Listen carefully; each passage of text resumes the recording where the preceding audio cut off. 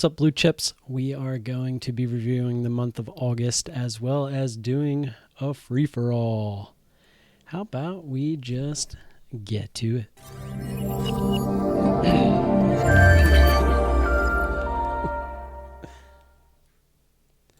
All right, traders. So, as you can see behind me, we got the stock trader. I'm going to fix this real quick. Dun, dun, dun, dun, wrong way. There we go. Might actually put a hat on here in a little bit. My hair. I just got a haircut, but it's not quite. Got it cut for the cruise next weekend. How's everybody doing? Feel free to chime in. Don't forget to hit that like button on my videos. I don't really care about the live streams. I don't think it really matters, but you can here too as well if you want to show that support. That would be pretty awesome. I'm actually cooking dumplings.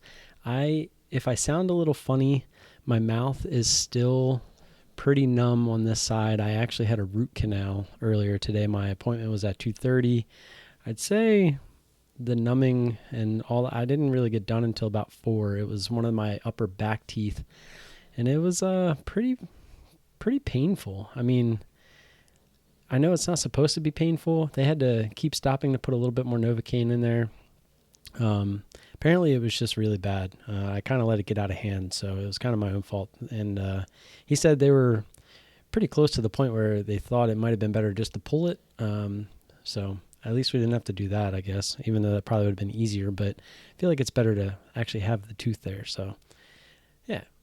I'll kind of let people roll in. I want to let my dumplings get going. Again, everybody chime in, say hi. I'll say hi. Nice to see you guys and gals. If you have any questions right off the bat, feel free to shoot those out. We can answer those first before we get into everything as some people trickle in. I know we might not get that big of an audience this week, just because it's Labor Day weekend. Everybody might have just kind of shut it down for the 3-day weekend. So if you are here, I appreciate you tuning in. As always, this is a community effort, so let's make it a community thing. Let's do this together. I'm just kind of the host, trying to be a good host, and we can get a good conversation going. With that said, I will be right back. I just want to make sure my dumplings aren't burning. So leave me some questions for when I get back. I'll be right back.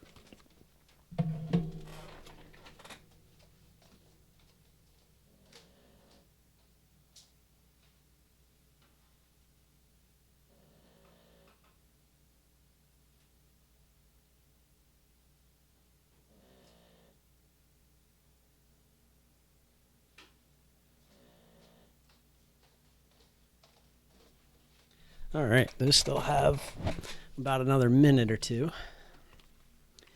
Oh, crap, look, OCX is halted. Ha, ha, ha, ha. Inside joke. Not a funny joke. Don't ever tell me, don't talk about OCX around me. OCX right here. There it is. Boom. Right there, one trade, OCX.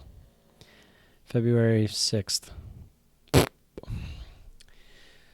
So it's just nobody here. It says there's 6 of you here. I know that I'm none of them. I closed out of the one window that could be me. Who are you? I am going to get into it. If you just want to, be a stalker, that's fine. I have no problem with that. We are going to get some good information here. But the free-for-all aspect, after we go over the month of August, is kind of dependent on you guys. So real quick, I'll show you. I wrote this up a little bit. I was comparing... See if we can get this into focus. I was comparing my July to August, and as you can see, it's pretty cool. We definitely made more this month, and actually, while we're kind of waiting on that, let's bring up July real quick. I guess we only got to change a number in each of these.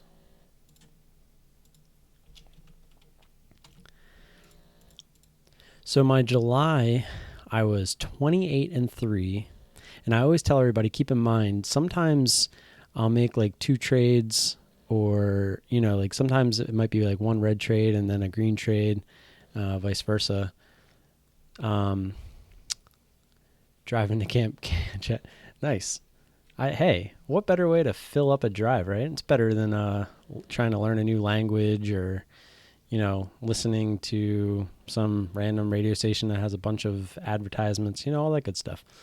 But yeah, so I just always say that some of these wins may not be like this number could be much higher in both categories. So it could be it could be like 31 and 5 or just something like that. Like you could add, because in some of these trades, I don't know if I have any examples specifically off the top of my head, but I put everything like from the same ticker in one entry. So sometimes it'll come out green, but there was actually a red trade and then just a bigger green trade, if that makes sense. But overall, the win percentage in July was 90.32%. Our overall return was $338.38. That's a lot of 3s and 8s. And the other key one was just the total tickets, 135 total tickets, and total commissions and return after commissions 244.13. And I always look at this too, just out of curiosity, month on month, trying to fight the S&P. We actually did way better as the S&P was in the negative, and we were up 3.66% on our portfolio. So if we go to, I can hear my dumplings crackling, so I'm going to go run in there and grab those, but I'll pull this up first. So if you look real quick, we had one loser in the month of August, and it was AXTA, and it was for 50 cents. And actually, I think AXTA is a good example where we got in and then got out and then got back in. This doesn't make sense. So, because I added back. That's right, the stop loss. So not technically, that was all actually one trade. I do remember that. All right, let me check my dumplings. I don't want to burn. Be right back.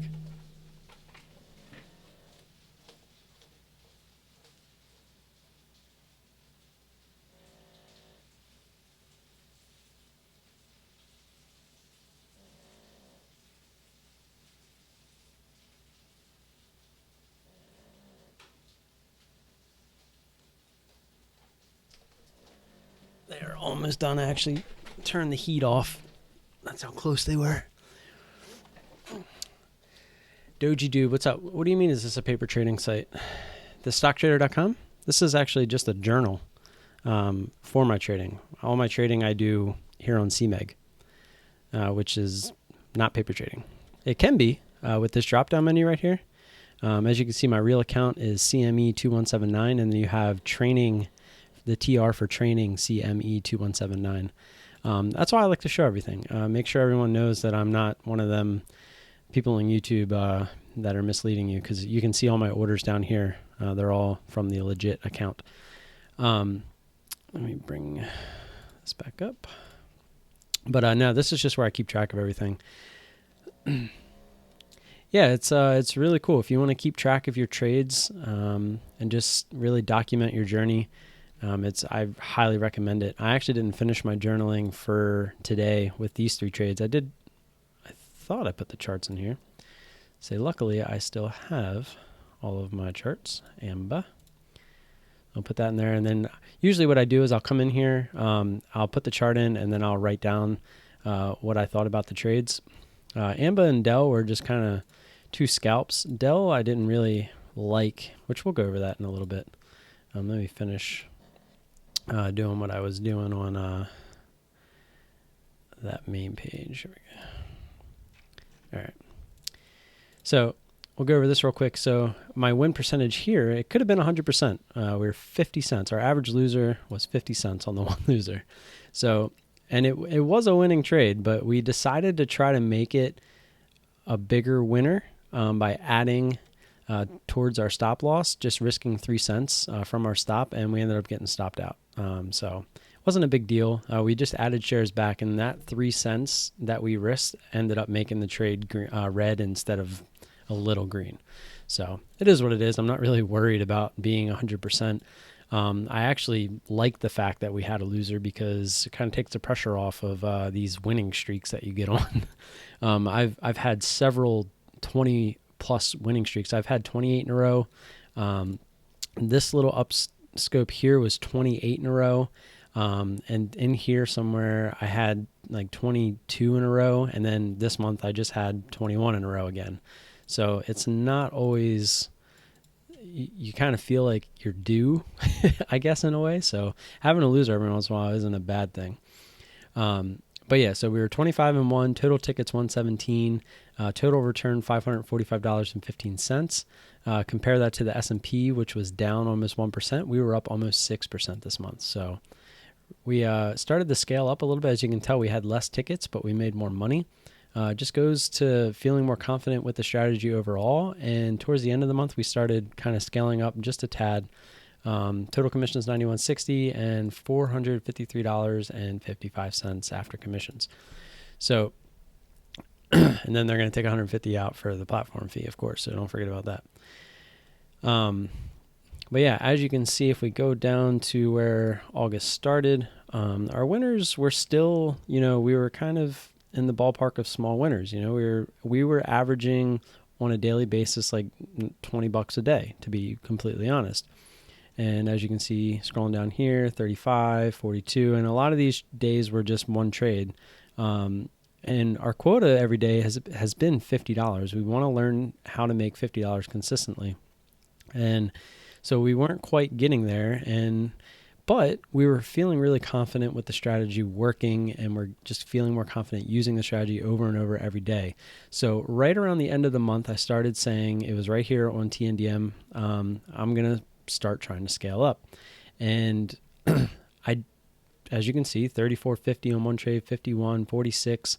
And on Axta, this was just one of them ones, we actually only got a starter in it, and we took half off, and then so we didn't really, there wasn't much. This would have been, even if I took the winner all at once when I took my partial, it would have only been like $18. So this wasn't going to be a big trade either way.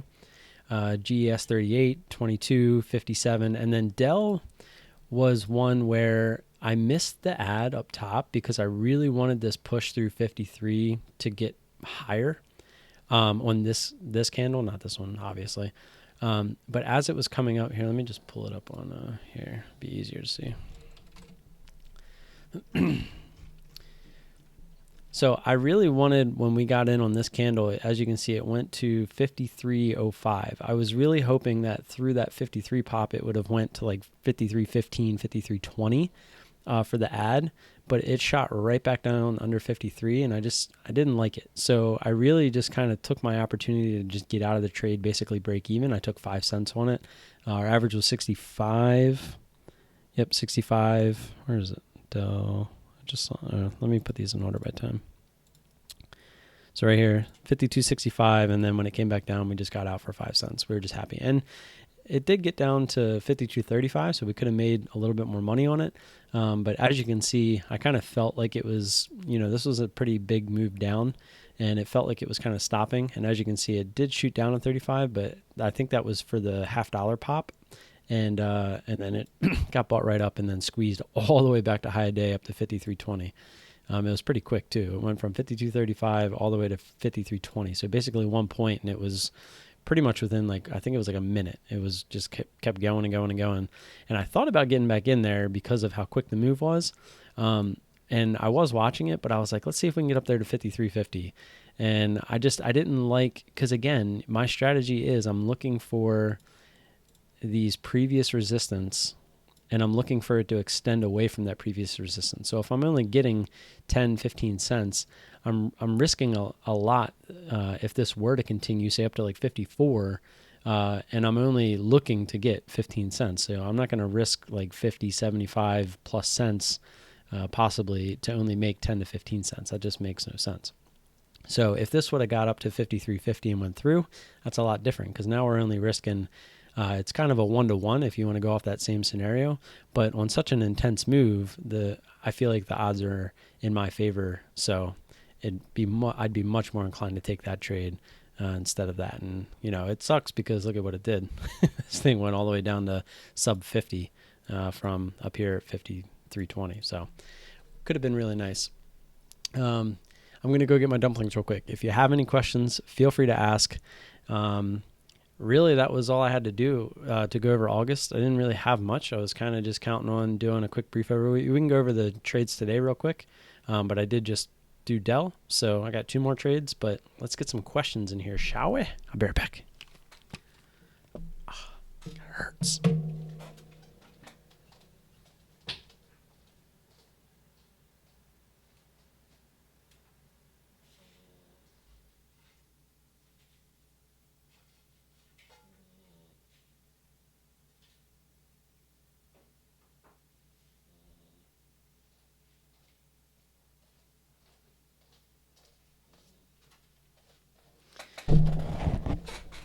so happy right now. Look at these babies. Oh, yeah. Get a close up of them. Oh, yeah. Oh, yeah. I'm a dork. I know it. It's the simple things in life. So, I guess if nobody's going to ask any questions, let's go over AMBA real quick. AMBA, I was a little upset with myself, but it was a little spready. I mean, we basically top ticked this thing, and we didn't really give it any room. This was on the bear scam watch list, so we were looking for this to be a bit of a hangover. And it just had that big move in the after hours, and then the volume just died off. It just kind of went sideways. So basically, we were looking for this thing to just, fall over a little bit. And right at the bell, it actually tried to. It got bought up, and then it squeezed. I felt like it was running into, it was slowing down. I was reading the tape there, and just, the price action tape, whatever you want to call it. And so we jumped in. We only took a starter here just because of the range, and we only took 50 shares for two reasons. One, because of the range. We ended up getting 56.51 here, but the high of the pre-market was up here almost at 58. So we were kind of taking that into account that if it wanted to run to 58, that's almost near our max loss with just 50 shares. So if we were going to get in and look to add, we were going to add somewhere near that. And if it was still going on that same move, we would look to get like one more add, just based on the price action at that point. But we nailed the top, 56.51. It got up to 56.65. So, and I'm pretty sure that was because I paid the spread. I think, it got to 65 for like a second, and then the ask just started coming down, and the bid was just sitting at 50. And I thought I got it at 50, to be honest. Now I'm thinking about it, but I guess it gave me 51 because that was the last price that went through. And so that was, I guess it filled me at 51 instead of 50. So that was good now that I'm thinking about it. It's only 1 cent, especially on 50 shares, but hey, every cent counts. And it just gave us the quick flush. And it got down, it actually flushed right under 56 on the bid, and the ask came down soon after, because it was like 55.95 or something like that, and the ask was still up at 56.25 or something, and then the ask just dropped all the way to 56.07, and it just kind of stalled. And I was like, crap, this feels like one of them spots where it could just go right back to high a day in an instant with this spread. And so I took it right there, 56.07, 50 shares. It was just a starter. And hey, it was a nice start to the day. It was like $20 some, $22. And that was literally in what? 30 seconds? Yeah, not even 28 seconds. So can't complain about that. I was looking at AMBA short when it lost its pre-market support, but it seemed pretty choppy and spready. Yeah, it was pretty choppy. Like I said, the only reason I took this is just because it squeezed, and I just happened to have it up, and I was reading, it was a pretty decent squeeze above VWAP, and from where it came all the way from 54.50, went all the way up to 56.65. So that's a pretty good squeeze in the matter of a minute or two. So that was really what inclined me just to take it. Because if you notice on a lot of my trades, like Dell, for instance, and pretty much any stock, but when you get the big intense move one way or the other, usually you're going to get some kind of reversal. It applies both ways. So that was kind of my theory is, yeah, we had the move down, but then we had the real big move up really quickly. So my thought process was, just to jump in for that. Obviously, we could have got a lot more. It went all the way back down to 54.84. But neither here nor there. I wasn't too mad about it because as that was happening, I had CPB up on my other screen, and I saw this was making the kind of move that I look for. And I had this line drawn during the day, even though you could kind of make it out just based off of the line that they already had. And yeah, this one was a little bit frustrating with my 7 shares that I had left over. I was just trying to really And once I didn't get filled here and it hit that line, I should have just took it.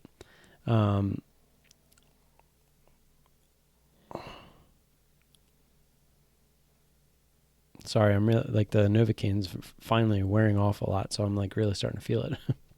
I had an order here at 50 or 45.60, and the bid went through it, as you can see, 45.59. I didn't get filled. Now, it was only for 7 shares, and it's on CMEG, so the routes they use probably aren't, ones where there's lots of shares sitting on it. So it's like, I get it that you're probably not going to get filled on the bid in most cases, especially for just 7 shares. But it is very frustrating because I feel like if you were going through NASDAQ or ARCA or, the NYSE, like all those, I feel like you would get filled on the bid. And I feel like I never get filled on the bid. Like I always get filled paying the spread. Or if I put an order in on the bid, I have to wait basically till the ask comes down and hits it, and then I get filled. So it's like they're filling me on the ask, but they're probably taking the bid kind of thing. It's like you're paying the spread basically. It sucks. But yeah, so went from AMBA over here to CPB, saw it was making its move. It was extending its way from 45.52, and our first entry was at 46.50. So we were a full point above what we were looking for it to get back down to. We jumped in. It actually ran a little bit higher, and we were looking to add through 47. It never got through 47. It just touched it. It came pretty much right back down. We took 75% of our position. It tried to go high a day again, and then it just got denied. So we took another 75% of our 25 shares because, again, we only got our starter there at 100. And again, that's me, scaling up a little bit, taking 100 versus 50. Probably should have only taken 75 here, as I'll get to in a second. But yeah, we ended up with 7 shares. We were looking to get those filled down here. We got a little bit arrogant with them, and it kind of just kept going. And I was like, it's just 7 shares. And I had my original stop at high of day when it started to do sloppy seconds, and it set a new high here, or a lower high at 46.48. I moved my stop down to 51, and then it set a new lower high here at 46.29. And as it was trying to come back down, I moved it to 31, and we got stopped out as it went higher. I think it actually gave me a little slippage there. Yeah, 46.34. But as you can see, it was the right move. I wasn't necessarily expecting it to do what it did, but on such a quick move there, it started a little bit of a short squeeze, and it kind of started to slow down here, as you can see on this 2-minute candle. So when we got towards high of day, I kind of figured that it was just going to kind of touch it and then fade. But I was wrong. It actually touched it, tried to come back down a little bit, and then boom, it just exploded through. And we started with 100 again. We won 100, and then we hit it for 200 again. Now, since this was all in one move, I have a chart, which I actually took a picture of it earlier.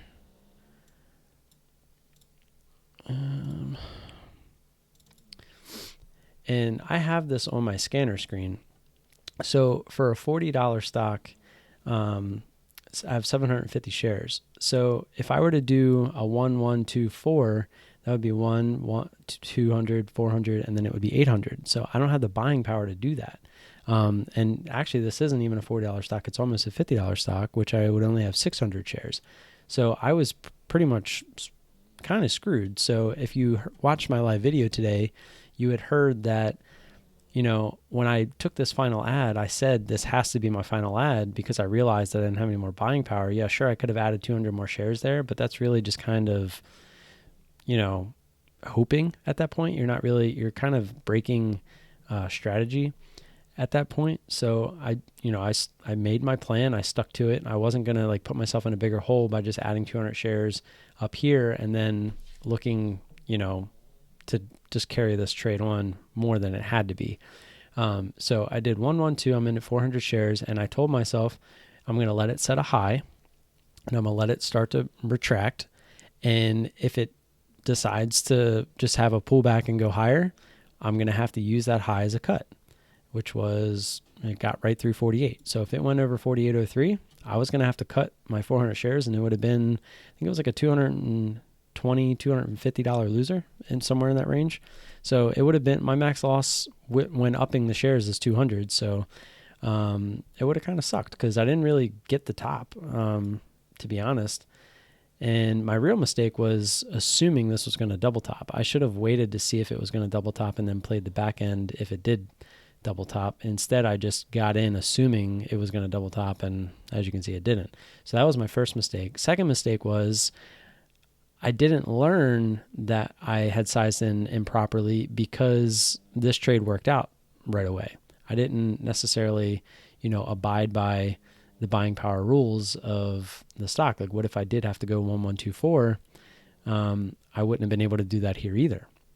So there was two pretty big mistakes in this trade, and it was my biggest winner on the day, almost $58. So it's one of those ones where you need to step back and realize that you made two decent mistakes and you need to learn from them, because yes, I did get in early. But at the same time, if I was sized properly, 75, 150, now I had the buying power to make that 4 ad, of making it 600 total, right? Because that's what I would have ended up with if I just added 200 here. So it's very frustrating, just knowing that I wasn't able to do the strategy because, of an entry mishap. So that was definitely on me. Luckily, we got bailed out here. But, we weren't too upset. We were really just looking for this to come back down. I actually got up during this trade because when it went up to 48, I was like, crap. We were having a decent day. We were already at quota, and now we're going to give it back plus some. And I'm going to ruin the whole month, basically. Like, it was all, the emotions flowing through your head. And so I stuck to my plan. I said, I'm going to get up. I'm going to let this thing set a high. So I gave it like 2 minutes. I actually sat down as it was going through 48. And I said, okay, see if 48 wants to hold his resistance. It did. It started coming down. And on this candle right here, it kind of felt like it was deciding what it wanted to do. And, this was kind of the make it or break it candle, whether it wanted to continue down or if it wanted to, only be a pullback and continue higher. And thankfully, support and resistance kind of did its thing, it extended through that previous resistance. It came back to test it as support before trying to go higher. And that's exactly what it did. And we kind of got bailed out. So we actually ended up taking half off of our 400 shares for a loss. But then we still had 200 shares and we let those kind of work for us a little bit, and it turned into a pretty decent green trade. So it was, it was an emotional trade. And it was something that we kind of messed up on. But, it is what it is. And as you can see, twice it, went through previous resistance, came back, tested it as support. Went through previous resistance, came back, tested it as support. I mean, that's one of the key factors of this strategy, is to really look for that extension away from a previous resistance, and then look for it to, obviously try to get a really nice average and look for it to come down to support. And I'm really trying to work on letting these work for me and doing that. So, yeah. Amba drove me nuts today. Kept giving back my gains, so I left it alone. Yeah, Amba was definitely a weird one. It was that's why I had kept it up on watching my other screen, but yeah, this thing was just really choppy. And I noticed after I got out too, it made the big drop, but then it started doing this like a little bit of a ascending triangle per se, if you really want to look at it. Right there, and it even tried to break out of it a little bit. So, but then it failed, came back down lower. It was just a weird one. And then, yeah, Dell was the other one that was kind of crappy. I kind of misplayed this one too. Just got in, didn't get my ad. Would have been real nice for this to extend up there towards 53.50, because I definitely would have got back in. I was watching it. That would have been a nice one, because I would have been holding looking for that previous resistance, because it hadn't got there yet. And to really extend up through to 53.50 to come back down there to 52, that would have been pretty nice. I would have definitely had some shares, especially because VWAP is right there too. So you definitely start to see these same patterns over and over again. Bouncy ball effect, sloppy seconds, which is what I call this, where you get the big move up, comes down, bounces off VWAP or the previous resistance, comes back up, tries to go higher, sets a lower high. I call it sloppy seconds. So if you miss the first one, you can get the sloppy seconds. Double D. That probably sounded weird, me hitting the microphone. I'm going to eat a dumpling. They're getting cold. I'll try not to do it on mic, and it'll probably look funny because I'm trying to only eat with one side of my mouth. It sucks. Sucks. I still can't really feel the whole side of my mouth. My wife tells me I'm a loud chewer too, so I'm sorry. And I don't understand it either because my mouth is closed. It's like, how can I be a loud chewer if my mouth is closed?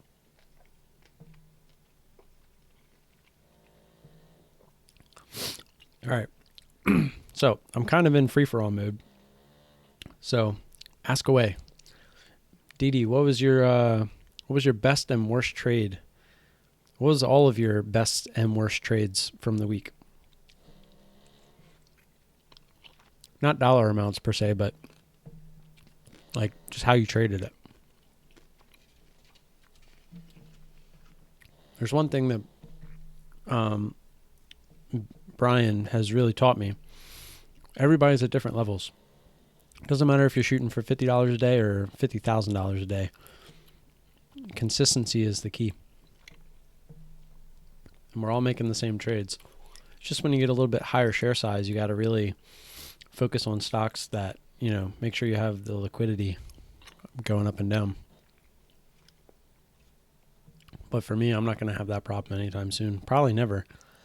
Because the amount I'm looking to make and hopefully get comfortable making before I, eventually build up a bunch of house money and try to maybe scale up past that is I'm looking for 500. If I can get to a point where I'm making $500 a day consistently, I'm set.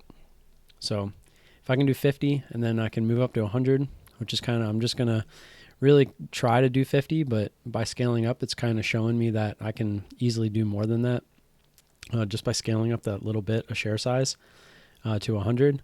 If I'm doing that with 100 shares, starting with 100 shares and sometimes getting up to 400 shares, like I can't imagine myself ever really needing to go over like 1,000 or 2,000. Because once you start getting up there, it really starts to add up pretty quickly.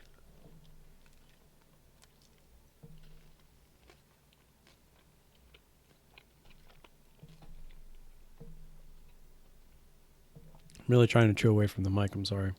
I didn't eat all day. They told me if I really wanted the Novocaine to work to try not to eat because it'll kick in faster. But what they didn't tell me, they did tell me to not eat until the numbness wore off. Well, like I said, I was done at around 4 o'clock. Me and my wife were watching a movie before the live stream. The movie ended at like 9 o'clock and my mouth was still numb. So I'm thinking because I haven't eaten, my mouth is like staying numb. So I'm hoping that this will help. But when it wears off, I know that I'm going to have to go take one of them 800 milligram ibuprofens that they gave me. Because I can feel that it's going to hurt. Like the pressure is there. And I only got a temporary cap, so it sucks.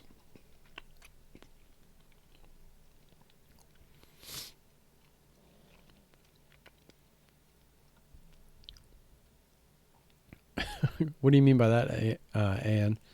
Scaling would be easier with IB friends and family advisory accounts. Oh, Vincenzo, trust me. I told him before we started, I was like, my gums, I can't tell you how many times I went to go get fillings. And like, I could feel what they were doing. It sucked. They let you copy trades to other accounts based on the main account. So like if you have 3 accounts, you could take a trade on the main account and it takes it on both the other accounts as well. So basically you're just tripling down. Why wouldn't you just put everything in the one account? I'm confused. Huh.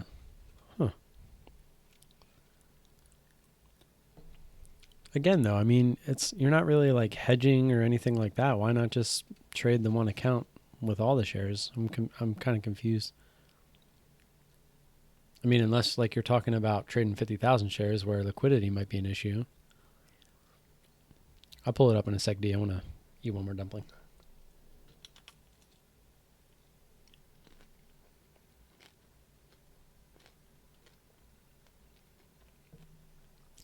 This is why I like this hand, because like I always said, I'm not here to teach you guys.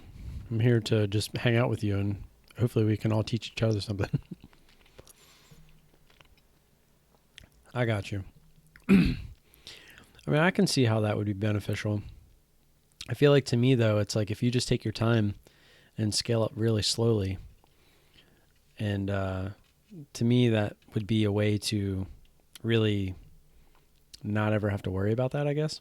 So like if I'm going from 50 to 75 to 100 to 150 to 200 to 250 to 300 to 400 to 500 to 750, like if you're doing it in stages, I feel like that should never happen, because you shouldn't move up until I use the same principle when I used to play poker.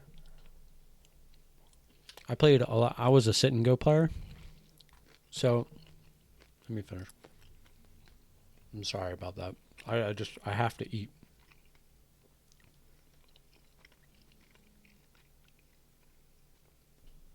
So if I was playing $5 sit and goes, that's why you shouldn't look at your P&L.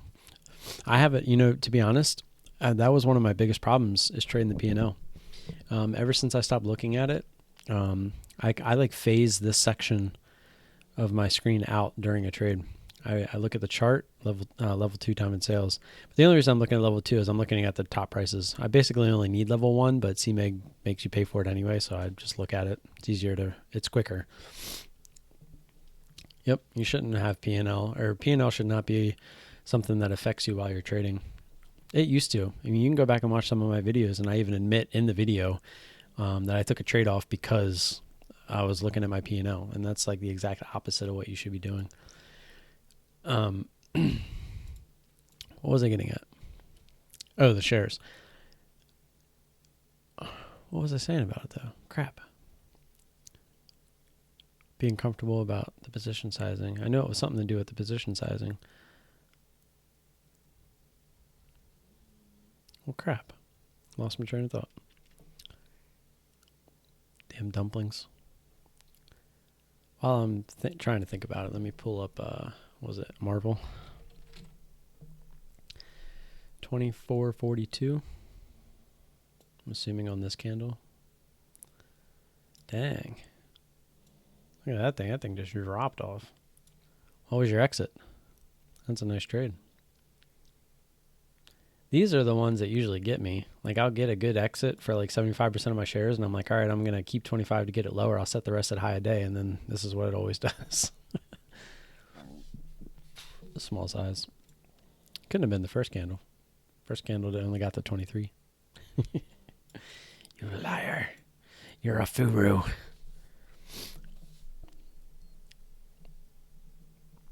I'm really bothered that I can't remember. I feel like I had a really good thing going with the position sizing. Now I can't think of what it was.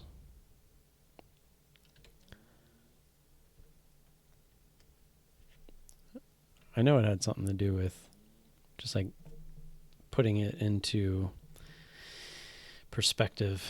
I can't think of what direction I was going with it. Need to start writing stuff down. Uh-oh. Vincenzo has an idea. Everybody be careful.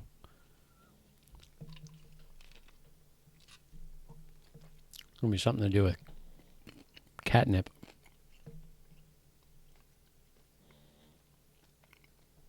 Oh my God, dumpling Hot Pockets. See, Vincenzo, you don't know this. You can ask Dario. I eat these every day.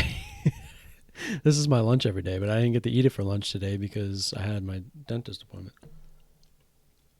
Or endodontics, or whatever they're called. These are literally my lunch every single day. Absolutely love them. They're actually pot stickers, to be honest.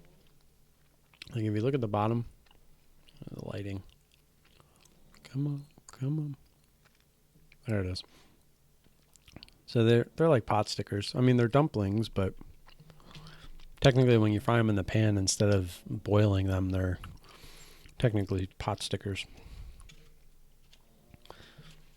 I went and visited my best friend out in San Francisco, and he took me to a dumpling spot I was blown out of my mind that I so wish there was something like that near me. I'll probably eat there every day for lunch.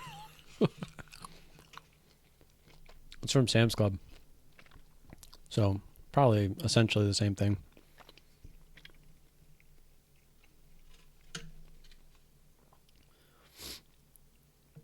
Who else had a really good trade or a really bad trade? Speaking of that, the giveaway, if you guys haven't entered and you want a chance for the free week of the ISW scanners, go sign up. All you have to do is go to, I will link it just while I'm thinking about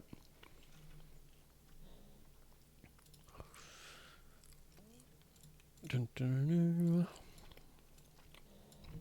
You obviously have to be subscribed, even though I wouldn't be able to know if you are subscribed. But it would be nice of you to subscribe. But just leave a comment down in the comment section telling me why you deserve to win. Now, the kicker is I'm going to give it away next Friday during the live stream, but then I'm not going to be there all that next week. So I'm actually going to make you wait, whoever wins, an extra week until I get back from my cruise so that I can be there to help you through anything that you may need help with. Because I don't want to just throw you in the room with the hooligans.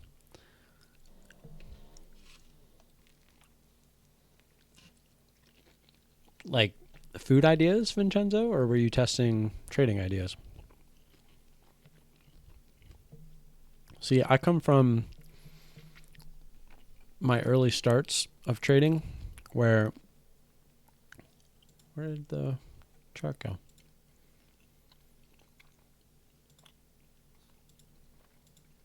There it is.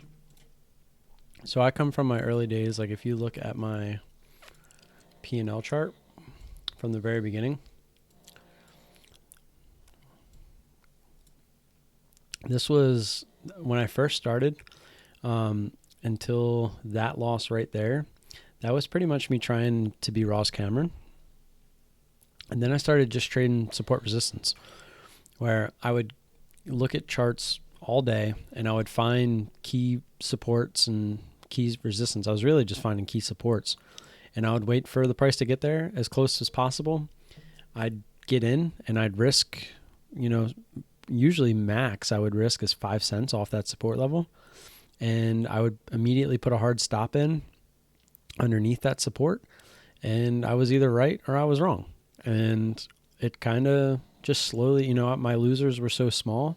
Every once in a while I'd get a big winner that I was kind of letting run. But back then I was only using 500 shares.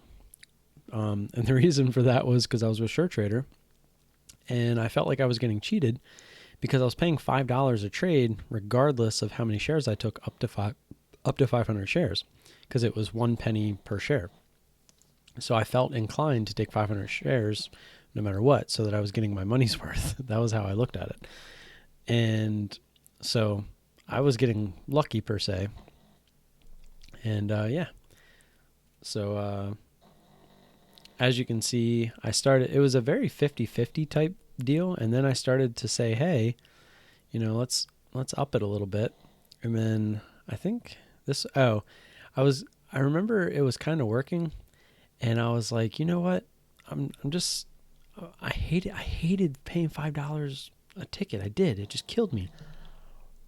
So I looked around and I saw that IB was like 0.004 a share, and you could trade a minimum amount of shares. You didn't have a platform fee. You didn't have anything. It was like next to nothing to trade with Interactive Brokers.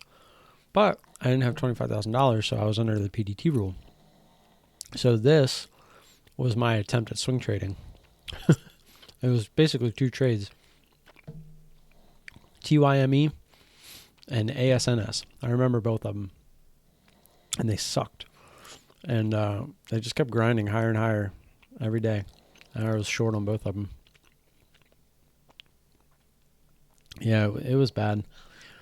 But and then I was just kind of trying stuff, like different, my charts look like spaghetti. I was trying like alligator indicators, I was trying the 9 and the 20 crossovers, looking for the 200 bounces on the daily.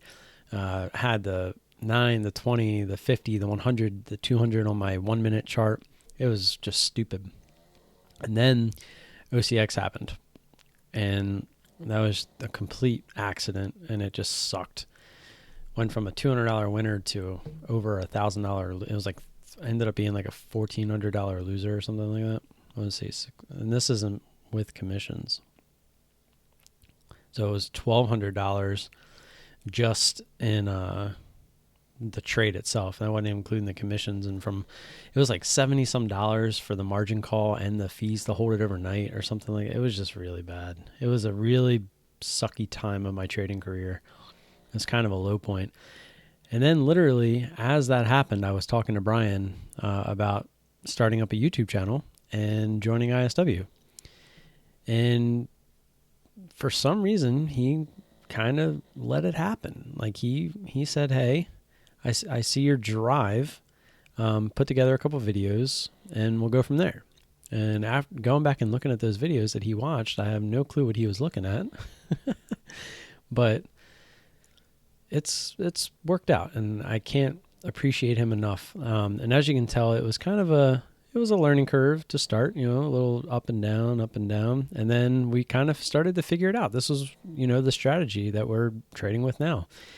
The problem is this is when we had the 28 win streak, and we weren't losing. They were just, they weren't very big winners though. And right here towards the end, we started saying, okay, we want some bigger winners now that we figured this out. And not even the second day that I scaled up, we ran into MTSI. And I even screwed up the order at the beginning of the trade, which made it even worse. I was even more scaled up than I wanted to be by accident. And I didn't fix it right away. I just let it go. And of course, it was a grinder that just kept going. And it ate me alive. And at that point, after all, like I said, this isn't with commissions. We started with $5,000 here. And by the time we got to this point, we were actually down to around $1,000 total. So like after all the commissions and stuff like that, and the fees, platform fees and all that stuff, it put us down, we might have only been down trading wise $693. But overall in the account, we only had it was like $1,200 left or something like that. So we tried trading like that. And then I ended up saying at the end of May, we weren't trading the way that we were because we were being forced to trade like the lower price stocks, et cetera, et cetera. We weren't trading the way that we should be trading the strategy. So I decided to take a month off, which was June. As you can see, June is missing. It goes right from May to July. So we took June off and we paper traded. We were like, hey, we learned how to win with this strategy. We never learned how to lose. So that whole month, and I didn't lose much that month, but I actually went back on Thinkorswim to my losers, and I replayed them and tried to figure out how to lose. I wanted to figure out how to, fix the holes in my game, so to speak. And that's what we did for a whole month. A whole month, pretty much once a night, we would go into Thinkorswim on demand, and we would practice. We would practice losing. A lot of people don't understand that winning is kind of the easy part, right? Everyone wins in the stock market at some point. It's when they lose that it really kills you. I mean, look at this. Even back here when I was winning, it was nice. But then when I would lose, look how, like Vincenzo said, down the chute. It was like, all right, up the escalator, down the chute, up the escalator, down the chute. So I needed to fix that, right? That's obviously a hole in my game. I've proven that I can make money. I just don't know how to lose money properly, right? Get too emotional, just make bad trades, make mistakes that lead to bad trades instead of just, jumping out and taking a really small loser versus trying to fix it, letting your ego get in there. Because this was also, remember, I had 28 wins going. And I remember when this happened too, I was like, oh, I'm not gonna end up with a red trade here. I'm gonna make it green. And yeah, that didn't happen. So during that month off, we really decided to try to fix that. We come back July, and KPTI was this little down spat, and that shouldn't have been. We got stuck in that halt, if you guys remember KPTI, and that was just crap. I had to go through a whole thing with CMEG, and they really tried to jip me out of like $700, and I was pretty ticked off that they even thought about trying to do that. But we got it worked out, and they still screwed me a little bit. Ended up losing like $100 and some on it. But we fought back from there, and as you can see, since then, when we do lose, it's really not affecting our curve. So we're back above the 0 mark too, which is really nice. I'm gonna really like it when we get above this 296.66. We're at 203.02. So hopefully sometime next week we can get above that, and just slowly keep grinding our way up. And once we get up to like say 1K up here, maybe we can, look to maybe add 50 shares again. But I honestly think I'll probably keep the course I'm at until we get, up into that 2K range, really start to get some extra money in there so that, we can take $100, $200 loss here and there if we have to. But that's really the key. The key is knowing how to lose. So what's up, son? How you doing, Tom? You like that, AN? We were actually just talking about that the other day. Because if this was like a normal chart that you would see during the day, you see like the high a day here, it comes up, sets that new low, and once you get above that, we all know it's gonna squeeze up, right? But unfortunately, I'm not gonna be like sizing up at that point to make it do that. So let's see that I miss anything. I was trying to eliminate reading too many charts. I used to do that. I used to have like 12 or 13. I would have 12, or I would have 6 on one, 6 on another screen, and then 1 on my main screen. And it was just like, what am I doing? I'll tell you today was my best trading day all month. And I literally didn't get home until 9:26. I went to drop my youngest woke up late. So I didn't get to drop the oldest off at my dad's since their school was closed today, I guess getting ready for the school year. So his preschool was closed so the teachers could have a teacher day or whatever. And I didn't get home because I was helping him like move furniture around and stuff too until 9:26. It was like 9:26 and like 50 seconds. I went and filled up my water, sat down, started up OBS, hit record. It was 20 seconds till the bell. I sat down, had AMBA up right off the scanners. I had noticed that. I was punching in.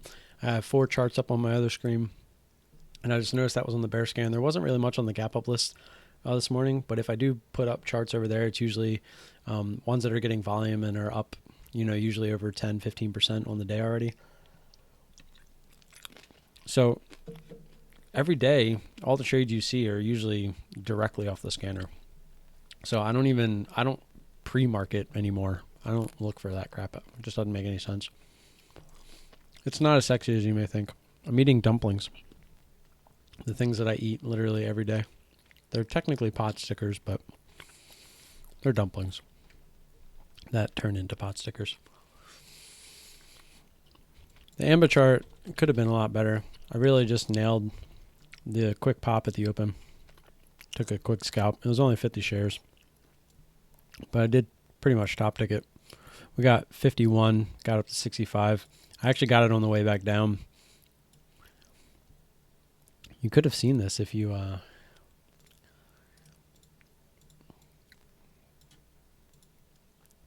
went to my my trades from the day. Let's see. It was a real quick one. It was like 40 seconds.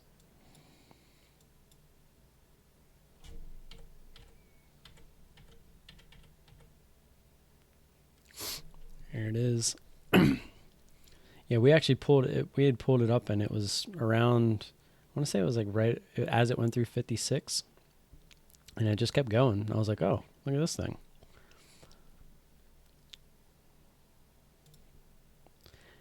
I just noticed that the top of my screen is cut off in this. It's actually like that. I need to figure out why. Need to adjust that. And just like that, boom. It's a pretty quick one for like half my quota. I was pretty happy with it. Just 50 shares. Couldn't complain. Lots of salt, but delicious. I mean, they're pretty delicious. I don't really know how much salt's in them. I know it's a lot of flour. That's pretty much how you make them. It does come with like the dipping sauce. I guess it's kind of hard to show you it. That's probably got a lot. It's not soy sauce. It's like I don't even know what it is, to be honest. It's got to be like some kind of, I'm sure there's some soy sauce in it, but it's a very mild flavored. It's not like your salty soy sauce.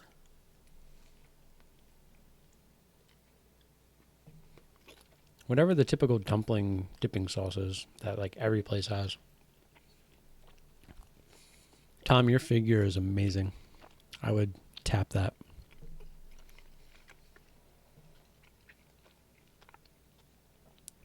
Did you trade today, Tom? What'd you trade? Let's look it up. Before you go play Rocket League, or well, you don't play Rocket League anymore. Rainbow Six.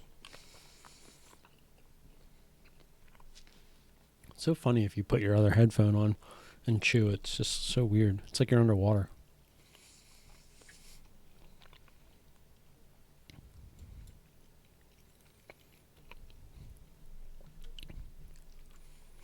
Kind of want to listen to that song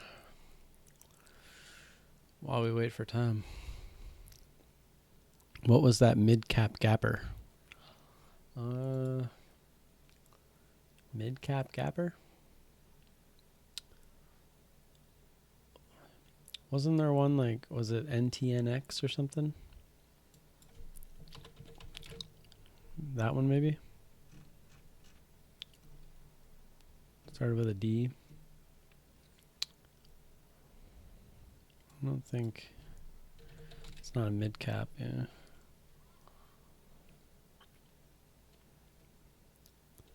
Dell is not really a mid-cap, is it?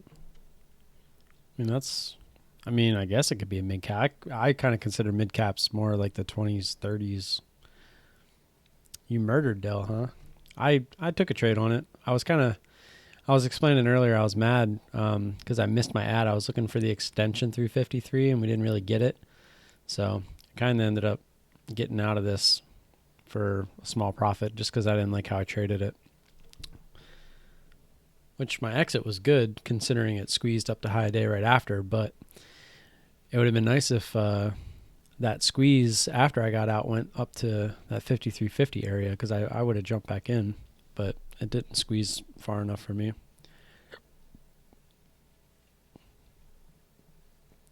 50.62. Wait, what? 50.62? Oh, down here? You bought in down at the bell? You bought the dip and rip? Oh, savage. Look at you.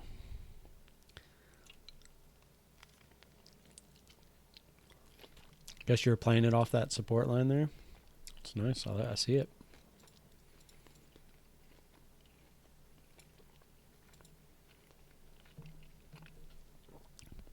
Yeah, that's a nice trade.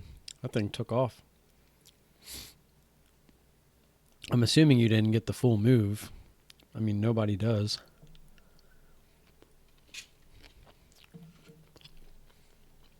Maybe right at 52. Saw the previous resistance. That's where I got that line from. But man, if you held on, it looks like it rejected over 52. But then right after that, it got bought up and squeezed way up there. Damn. Nice, man. That's pretty awesome. Jelly. Guess that's why I was confused. I wouldn't really consider this a mid-cap. I would consider this more of a mid to high. But then I guess that's, to me, it's personal preference because you have like Facebook and all the $100 stocks, Netflix and them, and it's like, okay, yeah, they're high caps. But I guess to me, when I start seeing $60, $70, $80, to me that's a high cap at the moment just because of my stash. Oh, that's what yes, thank you. I was talking about poker. Haha. So, yes, I want to get back into that because that was a really good thought that I had going. So, say you have $5,000, right? And you're playing sit and goes. You should only, we used to use the 100 buy-in. Some people would use 1,000. So let's pull up the calculator. So if you're playing say you got $5,000 and you're playing $5 tournaments, that's 1,000 buy-ins, right? So some people would go off of that. Like you should have 1,000 buy-ins before you move up to the next stake. So let's say the next stakes are at $10.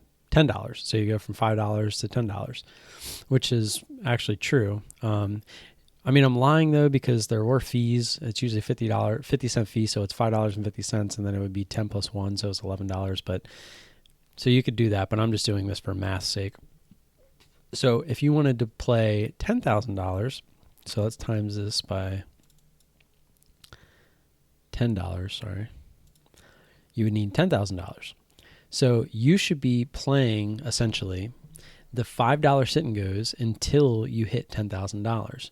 And then you can scale up, right? So that's my same thought process with trading. So if I can go all the way up to say $2,000, just trading 75, 100 shares, when I finally get to where I feel comfortable that I can scale up because my bankroll now fits that criteria, I can. So it's essentially the same principle, and it's risk management is essentially what it is. You're setting yourself up so if you do take a loss, there's no chance in hell that loss is going to affect your overall bankroll, is the best way to say it. You play Hold'em? Dude, I played online poker from when I was 16 until Black Monday. And then my funds that I had online were seized for Black Friday. What am I saying? I got the stock market on my mind. Black Friday, when my funds were seized, and I think it was like a year and a half. And thankfully, I was with the one reputable poker site that stuck around, PokerStars. And I eventually got my money.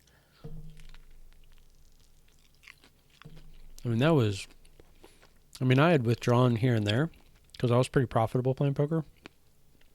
But when that happened, there was no casinos where I live. There are now. There's 4 casinos around me now. But when that happened, I basically had to quit playing poker because there was nowhere to play legally. But yeah, that was all I did.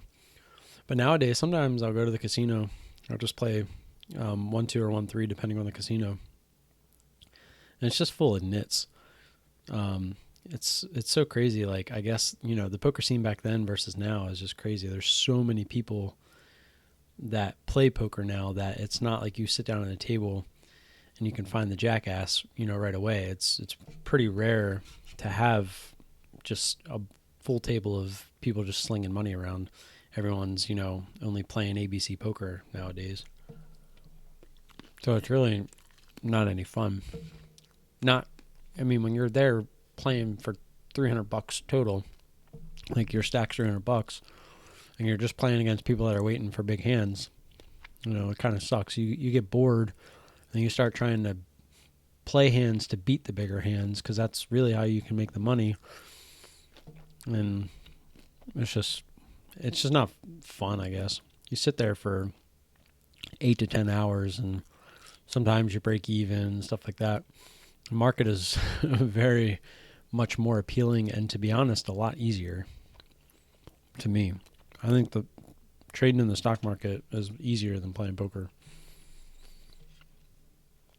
But yes, poker literally, because I think one of the reasons that I feel like I'm picking up on trading maybe a little quicker than others is because of my poker background. There's a lot of similar similar qualities between the two. Risk management, managing your emotions. Just those to me are the top two. But as you can see, my risk management in the stock market hasn't been that great because unlike poker, I guess like poker because you go all in and you lose. But the big trades that I lost, I went all in basically with, say, like pocket sixes or something like that, instead of pocket aces, pocket kings, pocket queens, ace king suited kind of thing. I didn't know that I was going basically all in with pocket sixes because I didn't know how to read those specific charts just yet. And like with OCX, nobody goes all in, or in this case, nobody makes a big bet at a poker hand and then just gets up and walks away for 4 minutes. It just doesn't happen. That's what I did with OCX.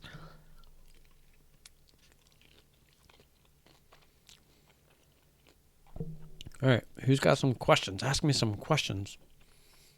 If not, we'll just call it an early night.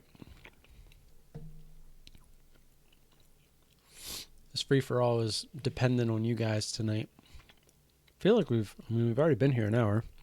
It's taking me that long to eat my dumplings.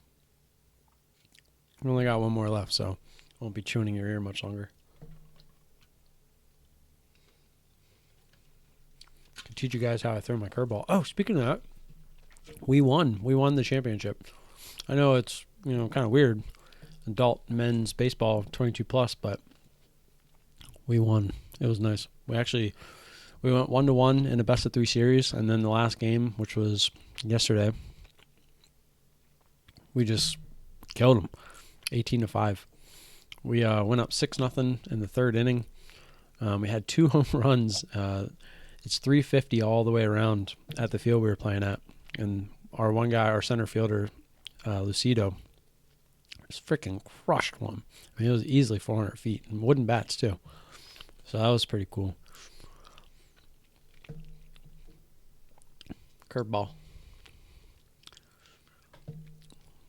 Get that. You really only need 2 fingers. Put the thumb on this seam on the inside of it, and then this finger on that. So you're really pushing against that seam so that when you come over, you don't necessarily have to snap, but you want to make sure you get past the front of your face before you come through. And I kind of throw it sidearm almost. Not sidearm, but like 3/4. So I'm just trying to keep it in frame, but I'm usually out here. So when I come through, it's kind of in front of me. And it's more of like a slider, but it acts like a curveball. It's a nice pitch. I like it. That came up as a square for me, Buddha. So I don't know exactly what that was supposed to be. It could be a smiley face. It could be a middle finger. It could be a bunch of different things. I want to know.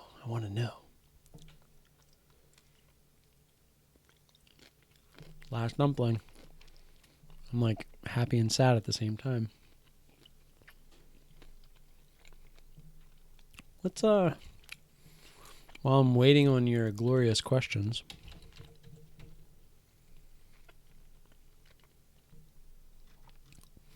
I'm pulling up Bearskin watch list plays just to see how they worked today.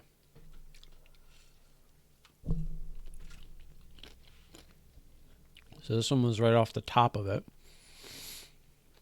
So we had the high yesterday here at 11:07. Would you look at that?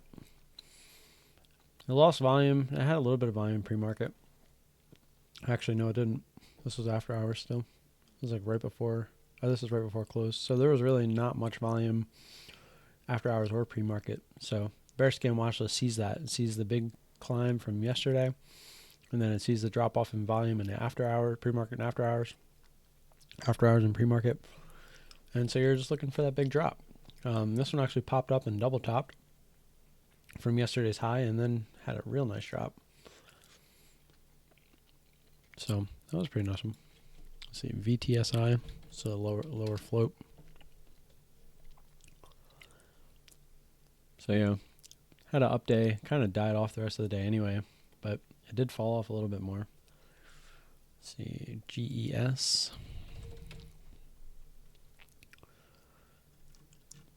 I played GES yesterday, right at the open.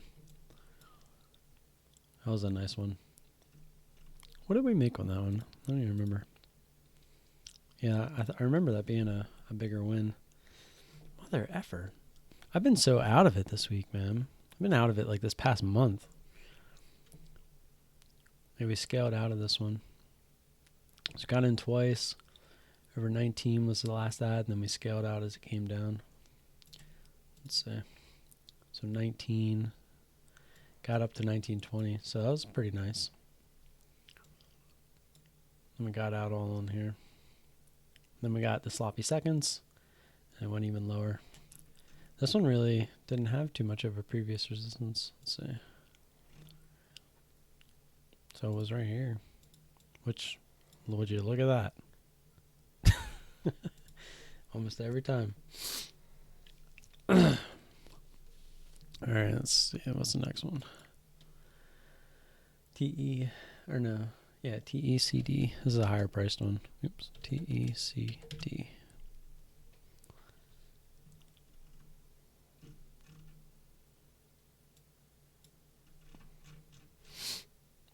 So this one actually kind of gapped up a little bit. It had a big day up. It kind of died off. And I'm assuming the bear scan kind of saw this, that it was doing this on no volume. And then, yeah, it just died off all day. It made a little pop there at the open. It's on like no volume though, so it's kind of not something you would trade. NVTR. And that one was pretty nice. Up there yesterday around 250. Kind of died off into the after hours, died off in the pre-market, and then right at the open, kaplooey, and then just died all day. Went from 230 under $2. What is this one? And Dell was actually on there. So that one was actually, I was at the very bottom of the list. But you can see the kind of play it's looking for. It's looking for the big moves from the day before, and then the volume that just kind of die off going into open the next day. And it's looking for it to kind of fall back over, which it eventually kind of did, but it decided to try to make a run for it. But this was on earnings too, so anytime you see one earnings play on bear scan, it's a little different because you do get a lot of volume coming in the big price jump for earnings. Usually it'll kind of level out, but this one kind of kept going higher. So it was already pretty extended, but I guess they're saying it was warranted. I'm definitely starting to feel this. I'm going to go grab my ibuprofen real quick. Leave me some questions. If not, I'm going to probably just have to end it. I'm going to end it. I don't want to end it. I like staying up with you guys. Okay, I'll be right back.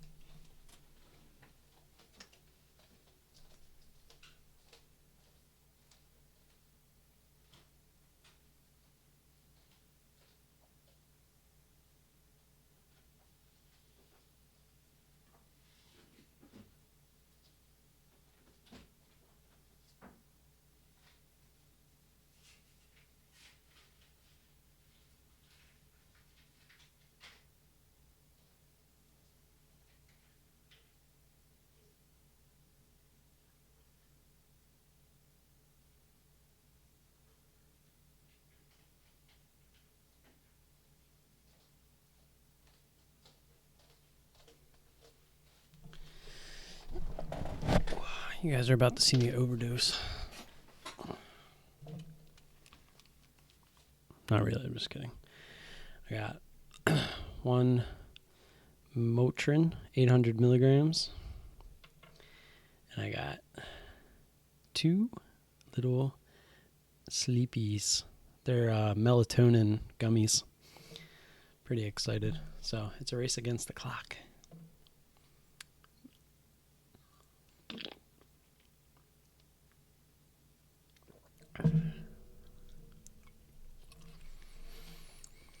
So, anybody have any questions?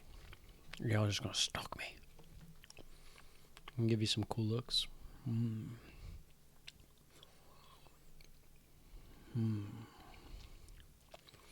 I'm a stock god. I'm going to be opening up a chat room. $10,000 a year.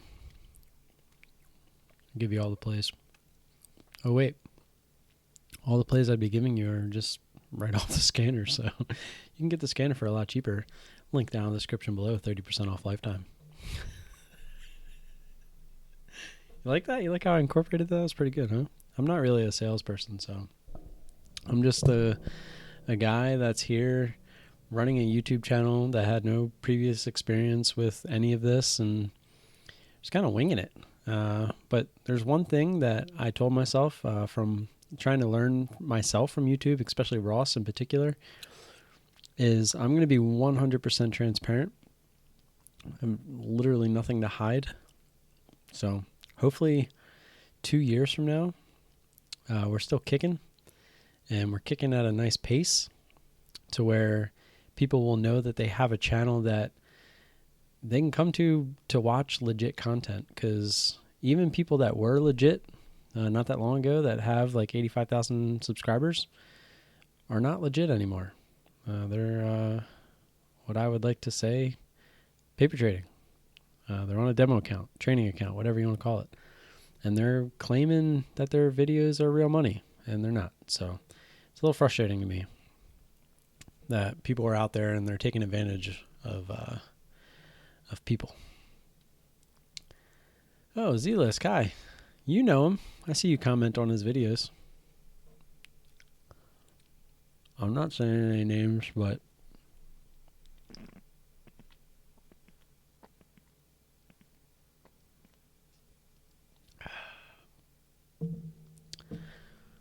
I could flash you some proof if you want.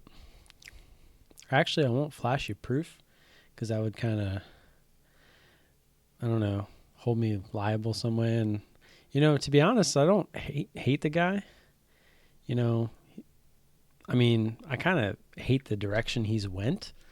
But he does have like a lot of decent content, and a lot of what he's the #1 day trading channel in the world. So stay tuned. Oh wait, we're just going fishing today, so we're not day trading. I mean, when's the last time he actually traded? It's like he only picks and chooses when he wants to upload a video about trading, because every morning he probably gets on and goes balls to the wall with this paper account, and if it's a good trade, then he posts it. If not, he just doesn't post and he posts something else. That would be my guess. I can 100% tell you that he's not profitable. Everyone's like, oh, he's posted account statements and stuff before. Well, go look at those account statements. They're all like break even. And the one that is like he's up like 13,000 is like right before he ends up doing the $1,000 account challenge. Why? Where did that $13,000 go? It makes zero sense. And then on top of that, again, I've seen legitimate proof that he's paper trading. And I can tell you where it's at, but I'm not going to show it to you because I don't want to do that.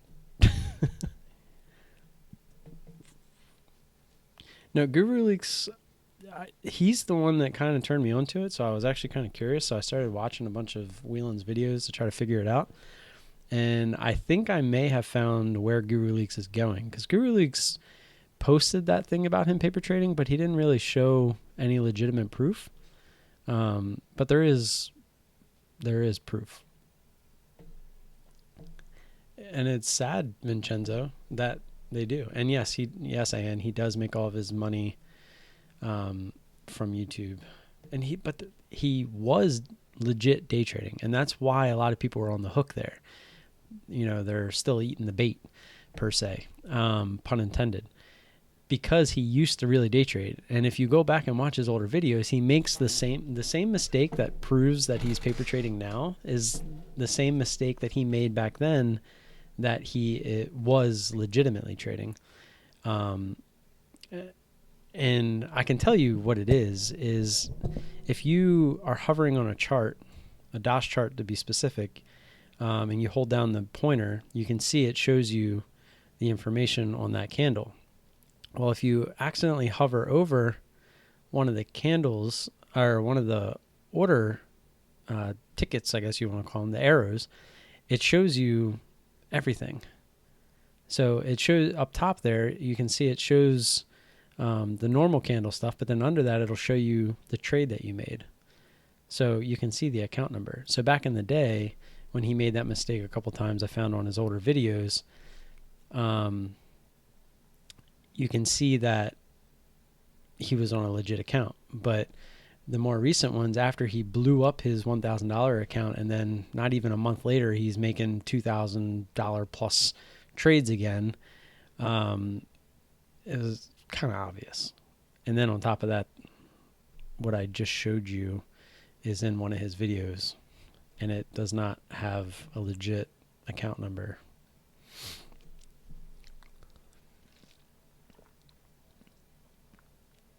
I'm only assuming that that's what Guru Leaks has. Because, I literally, this trading stuff is my life. It's literally my life right now. Besides my kids and my family, they come first. But when I'm not with them, like they're all sleeping now, this is what I do at night. If I'm not talking to you guys on a Friday night, if this was Monday, Tuesday, Wednesday, Thursday, Saturday, Sunday, I'm usually sitting here doing some kind of research, watching YouTube videos, on Thinkorswim on demand, practicing. I'm doing something. I'm writing up sticky notes. I'm going over previous trades, trying to figure out how to make them better.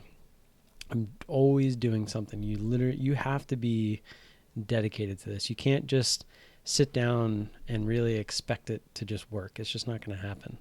There's people that have been trading for 3, 5, even more than that years that still are not fully profitable because they just don't want to put the time and effort in.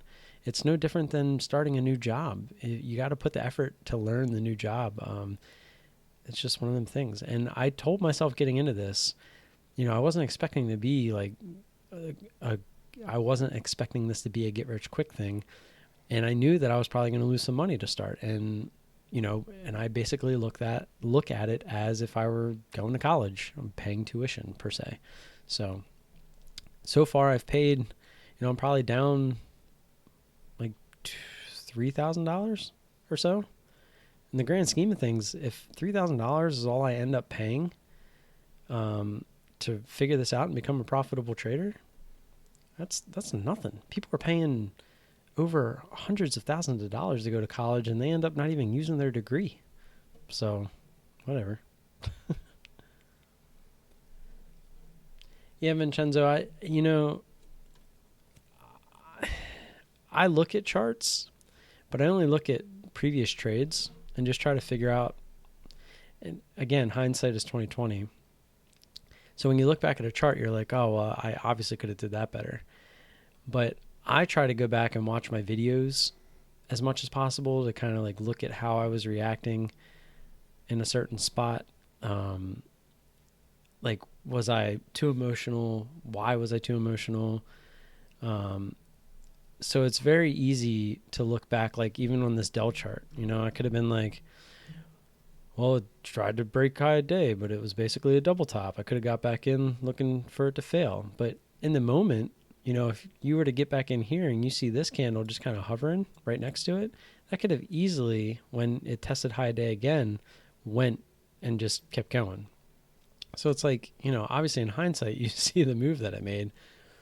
So that's why all these gurus on YouTube and Twitter are just kind of a joke.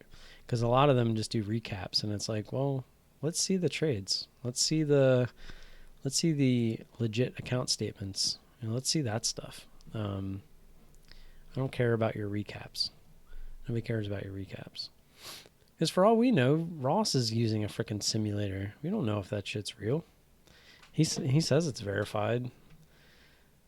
Anybody can, when you have that much money that he has now, I'm sure it's not that hard to make a website to kind of spoof that stuff just to make people believe, right? Look at how much he advertises for them courses. He is making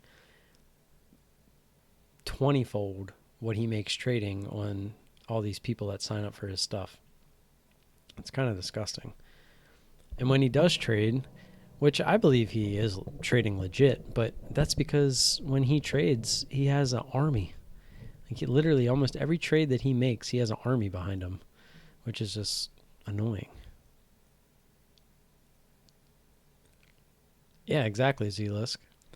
My best friend, the one that lives in San Francisco, he went to Johnson and Wales in Rhode Island for 4 years. Now keep in mind this was back in 2004 to 2008. And he graduated with his degree, and he's a cook. He's actually a personal chef now, has his own business out in San Francisco, and it's kind of new. Until then, he's been just working restaurant to restaurant. He actually went from Maryland to New York to they actually went to Hawaii for like a couple months, and then they ended up coming back to San Francisco. And that's all that he's been doing. He tells me he has an $800 a month loan payment that he's been making since 2008, like when he graduated. And he never pays the $800. He's always just paying the interest on it because he can't afford to pay $800 a month. And he's still has his loans from 2008. It's 11 years later. It's disgusting. And it's just there. It's like something you get that bill in the mail every day or every month, and you're just like, whatever. Yeah, it's ridiculous. And that's a profession that, unless you start like your own business and kind of really hit it off, which they're kind of doing now, him and his fiance, but it's a lot of that dude. Since I really kind of met him back in high school, when he was working at IHOP. Even at IHOP, he was working 60 plus hours a day or a week. That's ridiculous. And he's still doing it. Now it's, if he's not at work, like cooking, for, whatever, he's going to the market. He's prepping. He's doing stuff literally from 8 o'clock in the morning till 8 o'clock at night every day. It's just disgusting.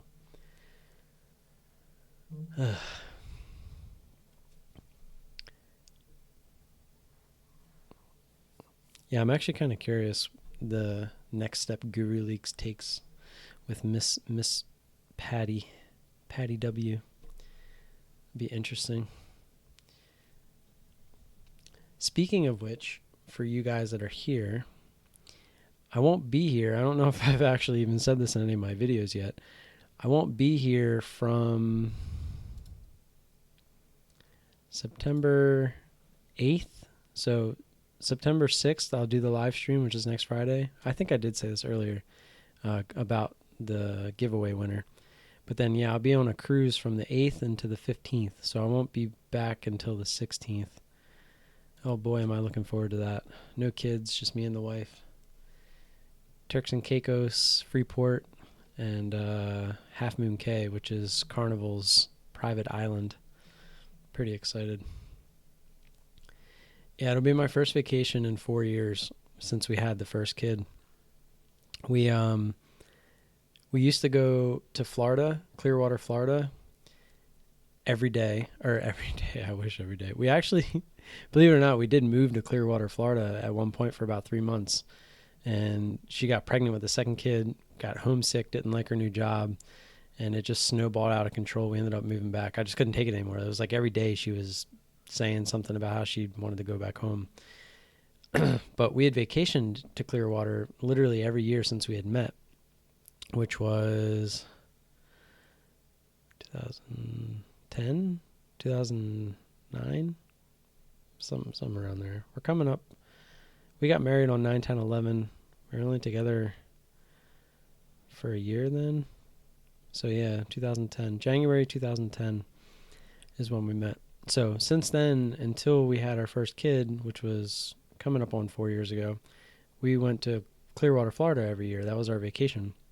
Well, about 3 years before we had our first kid, we started taking cruises as well. So we were going to Florida once a year, and we were taking a cruise every year. We would go to Florida for her birthday in May, and then we would take a cruise in September for our anniversary.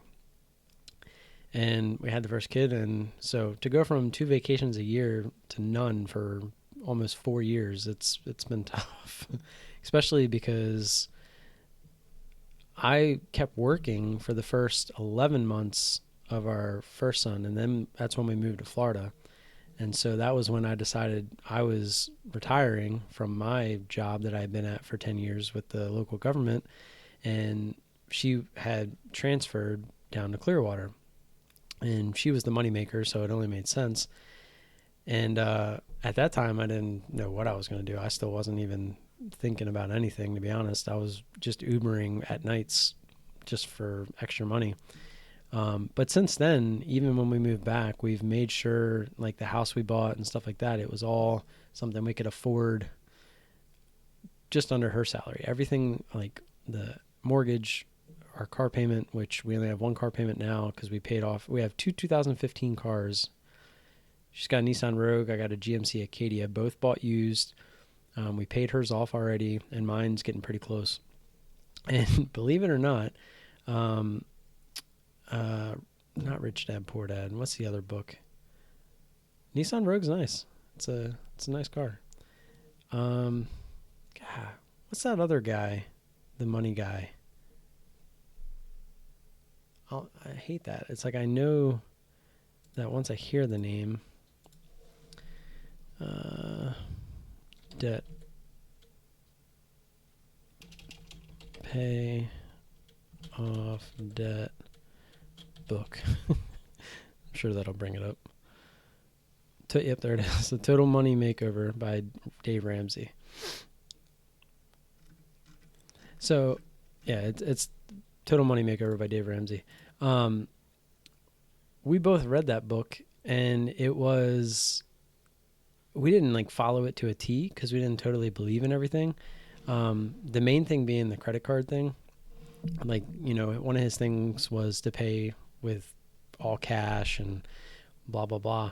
But basically the one big thing we took away from that, which we really believe in, is if you have debt, like say you have $300 in credit card debt, and then your next biggest debt is, say you owe like $800 outright to outright own your phone. Then you have your like a personal loan on, I don't know, like you owe your parents $2,000, and then you have your car payments, and then you have your house. And basically, you sit down and you figure out how to cut back, whether it be cutting the cord, TV, whether it be, don't eat out as much, just all the different ways to figure out how to spend less money monthly. And then once you can figure that out, you start paying. Once you're bringing in more money than you're spending, you start paying off those debts from the bottom up. So say you pay off that $300 on the credit card. Well, now you don't have to put, say, that $30 a month that you were putting on it every month towards that anymore. Now you can put that extra $30 towards the $800 on your phone. Once you get that $800 paid off on your phone, that's another, say, $20 a month. So now you have $55 a month that you can put towards the $2,000 that you owe your parents. That, say, you were paying $50 a month. So when you get them paid off, now you have $150 or $105 to now put extra towards your car payments. And so basically it's just a way to literally pay your debt off. And you don't have to do the house per se, but to get all those other ones paid off, and say once you get your first car paid off, say that was like, we'll just be realistic, say like a $300 car payment, now you have $405 extra, right? And then if you have another car payment, you can put it towards that until that's paid off. And that's what we're doing. We got to the point where we got our credit card debt paid off, which it wasn't much. We only had like $500 in credit card debt. And then I paid off my phone, which I had bought a Google Pixel 2 back when they first came out. They were like $1,000, but I've taken very good care of it. Tempered glass screen protector, a nice case.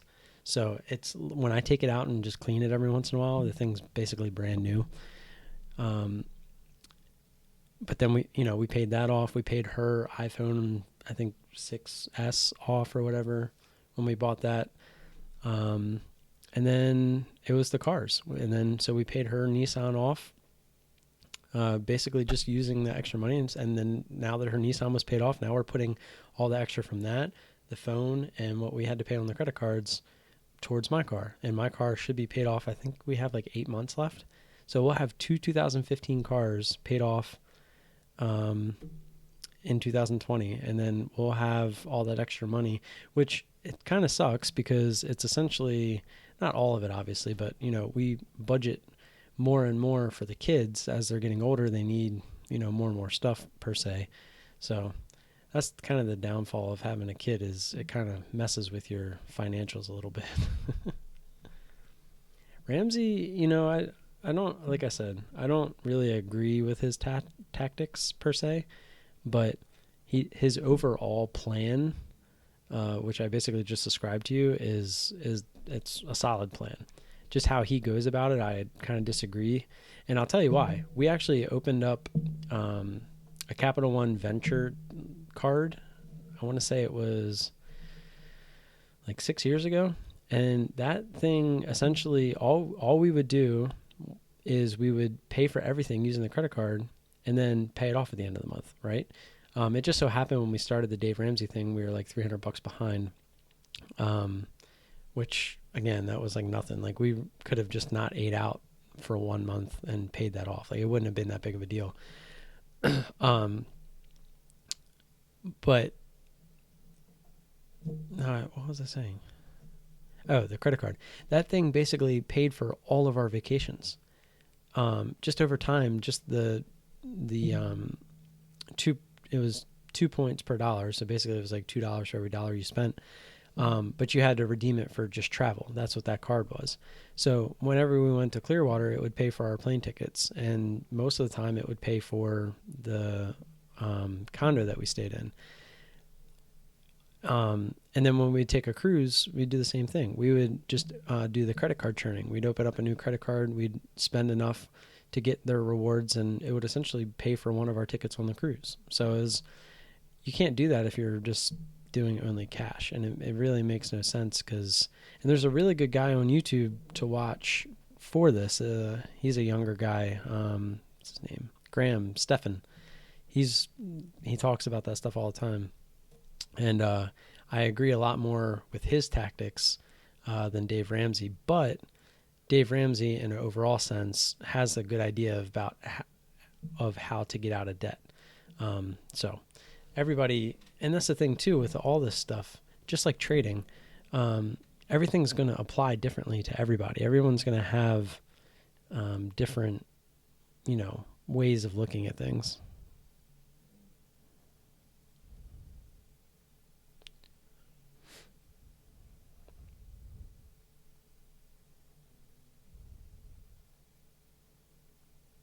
Sorry, I'm responding to a text.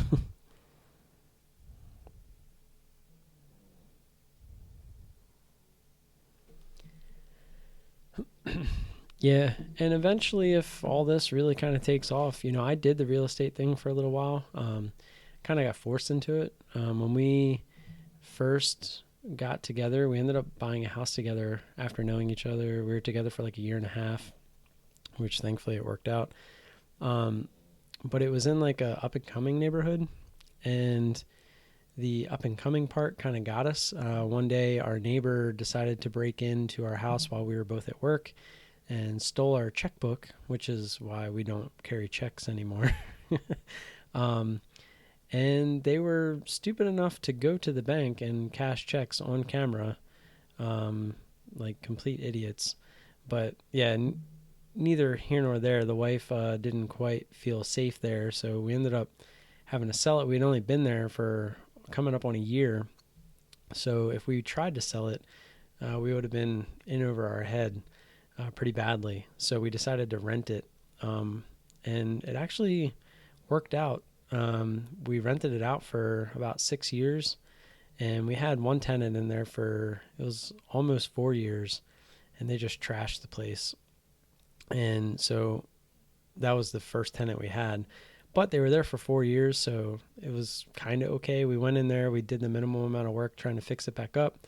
And we actually had a really good tenant in there for the next 2 years. And then he decided he wanted to go into a single family. This was just a townhouse. And so when he moved out, he had left it in such good condition. We said, let's just not risk it. We got ahead on the house, and so we ended up selling it. We didn't really make much on it, but we got to the point where we weren't losing a lot. So yeah, so I kind of know what the whole rental business is about for the most part. We did it for 6 years, and I did it all on my own. The management, the taxes, all that stuff. So it's something I might get back into. But where I'm from too, like you see Graham and that other guy, Kevin, I think it's Meet Kevin. I don't think he says his last name. But it's really hard, like, to get multifamilies where I'm from. They don't have those. Like when we moved down to Florida, that was kind of my game plan, was to get back into real estate and try to do that. Since I was staying at home with the kids, I could ride around and look at houses and stuff like that, because they had like duplexes and triplexes and quadplexes and stuff like that down there in Florida. But up here in Maryland, it's unheard of. You don't have that. And it's just townhouses. And like when you do have duplexes, they're basically separate entities. Like they don't sell them together per se, like that. And then just single family homes. So they don't have any of that here. You see a lot of flips here in the Maryland area. It's basically all just new construction or flips. So it's a really tough market, because around here I live in like a fancy dancy area just because of the schools. So anything that's being bought here that can be flipped is usually sold before it even hits the market. Because you kind of have to know someone that knows someone, and then you have to have like a team and all that good stuff. Ocean City? You're in Ocean City now? We go there. We go there all the time. We actually have a tradition to come down there for the Festival of Lights every year. We're down there every December. Oh, Berlin, nice. Berlin's in Germany, man. No, I'm just kidding. Yeah, we'll be there. We will be there come December.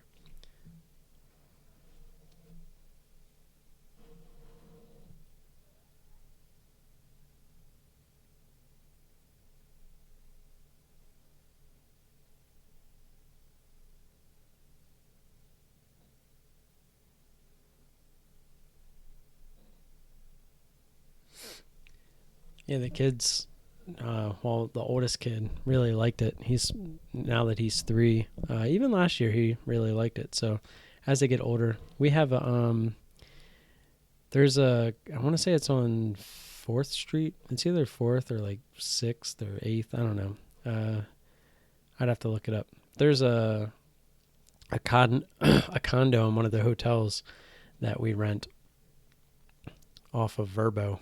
And it's really nice. It's got bunk beds in there. It's a really nice layout for us and the kids to come down there for a night. Because we just drive down. I'm right by the Bay Bridge. I'm assuming you know where that's at. Right by Sandy Point State Park. Literally, like right next to it.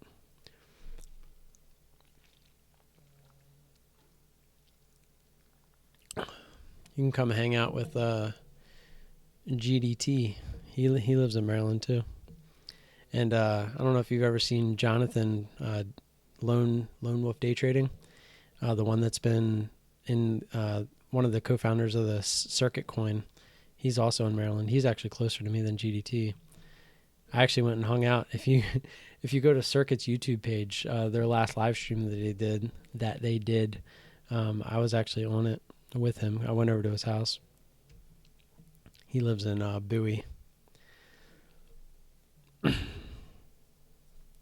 Yeah, it's like depends on the traffic, but I don't drive down during the day like an idiot. A lot of these idiots that do. When we always go at night, or like early in the morning or at night, just to avoid the traffic. And usually it only takes like a little over 2 hours to get to Ocean City from where we're at.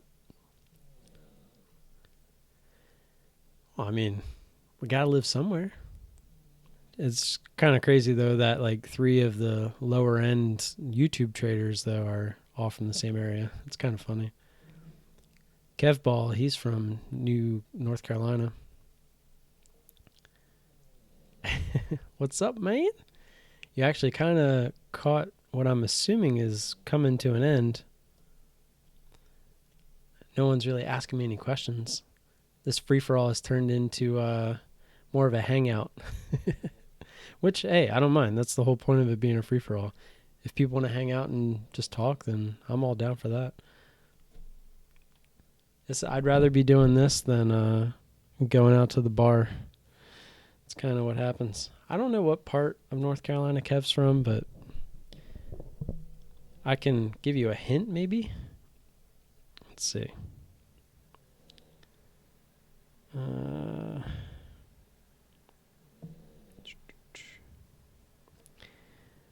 Well, maybe not, because 260 is the area code. Or no, the area code's 336.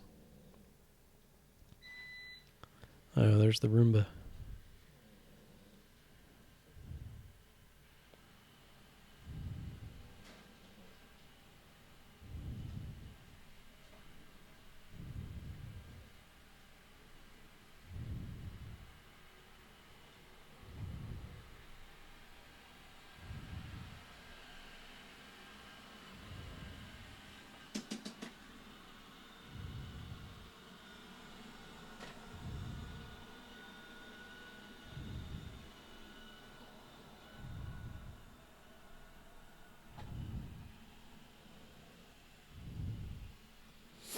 Sorry.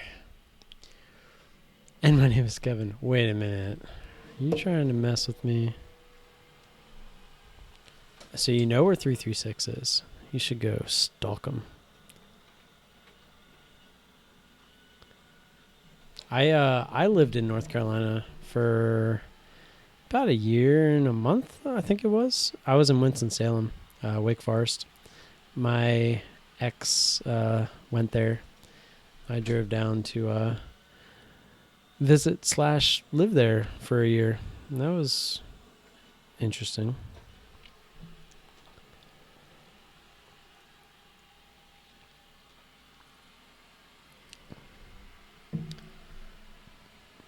What? Did I imply something was a joke? I'm sorry. I wasn't trying to.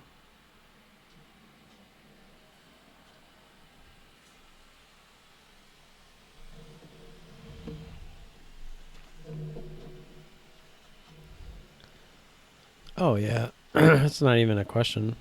I used trade ideas before ISW. Just when I started my YouTube channel, that was kind of because of ISW. Sort of, I was going to start the channel regardless, but I started it at the same time of talking to Brian from ISW, and just kind of happened that way.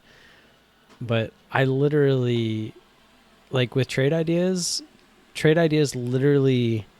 Now, this is going to sound a bit biased, but trade ideas basically literally gives you what it's called, a trade idea, right? So every time something pops up on trade ideas, you have to pull that chart up and try to figure out what it's trying to tell you.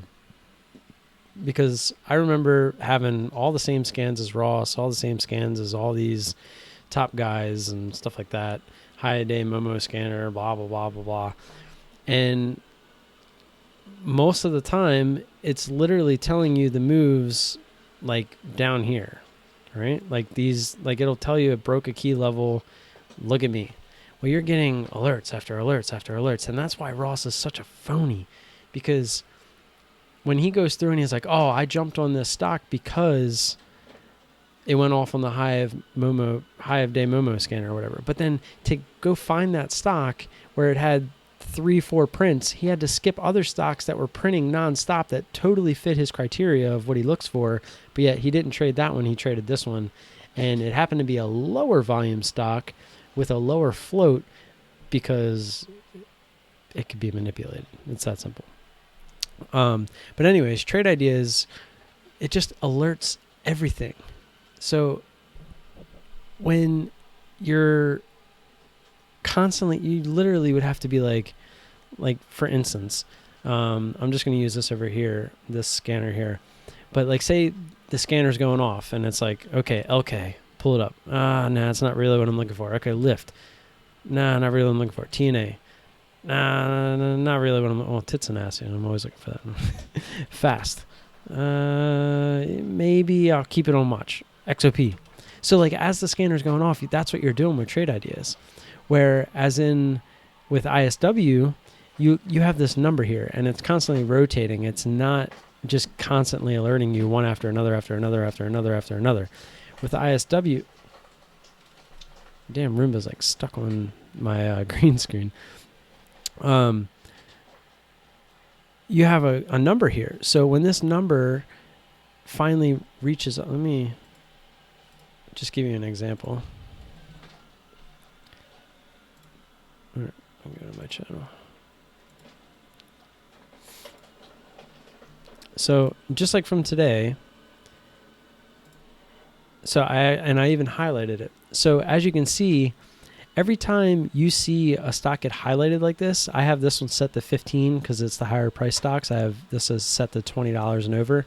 And over here, anything under $20 that gets over 20, you see it changes to yellow because it's saying, hey, okay, now it's time to look at me. Whereas in trade ideas, it's alerting you like all these stocks that are possibly moving because it's saying, hey, I might fit your criteria. It might go, it might not. I don't know, but here you go. Where ISW is saying, okay, we're going. Look at me. Like when you see it get these higher intensity numbers, it means, hey, I made a move. So as you can see, looking at CPB, it has, it has a number. And obviously I only play like mid to higher floats. I don't really play low floats. Anything under like 30 million, maybe even 35, 40, I tend to stay away.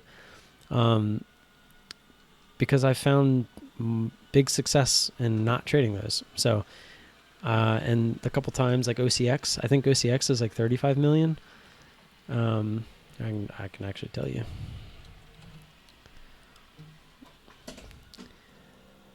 Yep, 31.73 million. So, God, look at where that thing is now. FU OCX, FU.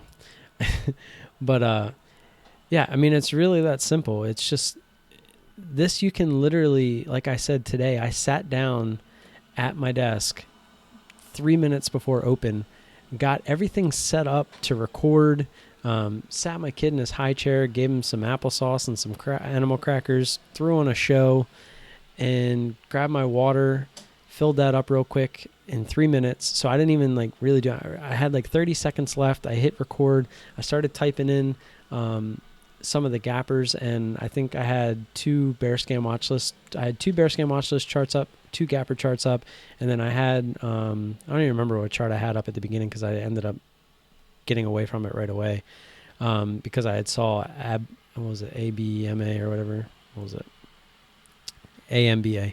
I saw that going, and I was like, hey, I want to, because it was on my other screen. I was like, let me pull that up and look at it. So that's the beauty of these scanners is you literally can, and I have been for months now, just sitting down and relying on the scanners to give me the plays. You don't have to sit here for hours upon hours at night and in the morning if you don't have to. You can spend it learning instead of researching possible plays for that next day. Like it's just not with these scanners, and it's hard to not sound biased, but it's true. I'm trying to pull up, I think I X'd out of the chart by accident. I was just going to show you, like, it's hard to sound not biased, but when you look at, I'm going to go back to, it was February 4th on CLF. Let me just verify that it was the 4th real quick. But I know that was my first trade with the new strategy. Because there's OCX. Yep, CLF right here. So CLF so it was the 8th, not the 4th. So let me do February 8th.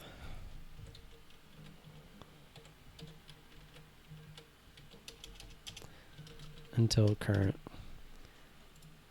And you can't deny 90%. Now, keep in mind, I didn't know how to lose. So I had that one big loss in there. But even then, I'm catching up. Like my return is $837, but after commissions, I'm still negative since I started this strategy. But that was because of this stupid MTSI trade where we're catching up. That was $1,000 loss right there. So that could be easily, should have been a $700-800 swing the other way. Like it was definitely a losing trade, but it should have been like a $200 loser, not $1,000. But I mean, again, like this past month of August, I don't know if you were here, it should have been 100%. I had one loser for 50 cents right there on AXA. So ended up 25-1 on the month, 96.15%. And this was a slow month. Like a lot of people consider this a really slow month. And I even consider it a slow month because I didn't really take a lot of trades. I was looking to trade and just didn't really find it. So I literally sit down and use these scanners. That's all I do. I don't find trades the night before and all that crap. I used to do that.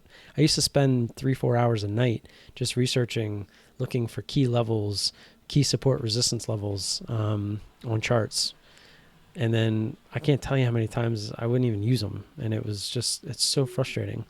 And now I just don't even have to worry about it. It's funny you asked that, Tom, because that's one thing that we've been getting on Brian about. It actually, to even put the float on here, the float wasn't on here at first. And I believe on the elite scanners, it's still not. I believe that's only with the platinum, or if you're with the team, that you get access to the float being on the scanner, which to me is just huge.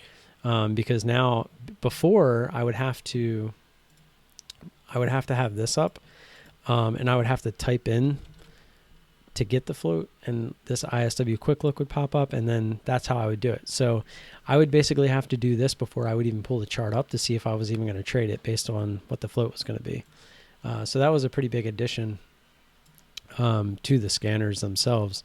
And he is working on, I think it's like at the top of his list of getting it so when you come into the menu, because like right now you can filter by minimum volume.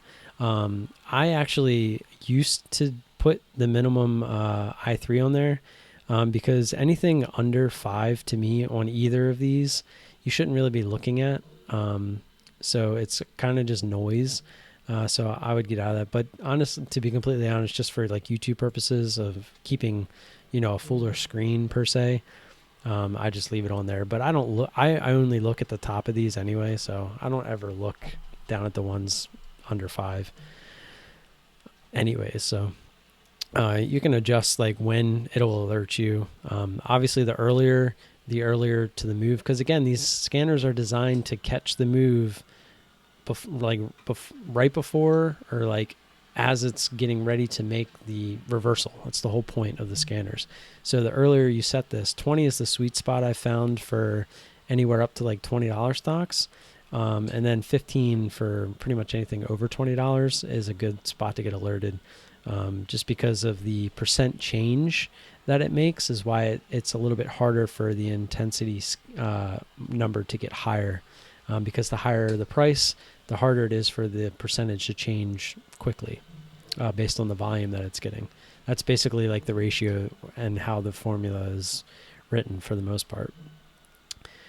But yeah, those, and then obviously you can filter it by price. And then he's going to add it in there eventually, but that's something that we've been requesting, especially me, because I don't play low floaters. So to be able to just nix all the low floaters, even from coming up on here, would be awesome. Because they do get distracting, because most of the time there's always 1 or 2 low floaters throughout the day that are just, getting pumped and all that crap. So do you set the criteria of the stocks your scanner finds basically the same way as trade ideas by the percent they gapped up, or how does it choose which stocks to alert you that are moving? It's a formula. I honestly don't know the exact formula. That's something that Brian would probably have to explain to you. but this is all stock. There's no modifying it. That's what he uses on a daily basis and absolutely murders the markets every day. And yeah, and to chime in real quick on Tom, it's so true. You can't really float short low floaters, and yes, it is stupid risky. But this is all stock, and there's really no reason to change it. The only reason I have two scanners of basically the same thing is so I know that when I'm pulling a stock up, like just from reading one of the two scans, like what price range it's going to put me in. Am I dealing with something cheaper, or am I dealing with something more expensive? That's really the only reason I do that. And on top of that, sometimes the higher priced ones can get mixed in if you have it all lumped together, and you might not see, like if you have 3 or 4 stocks that are going off over 20, the lower priced ones, and then you have one that could be going off and it's at like 17, but it's not getting alerted because you have it set to 20. That could be the one that you really should be looking at, and you don't see it because it's kind of lumped into the distractions per se. So that's kind of why I have two, but everything is straight default. Anything that you can modify, you just saw.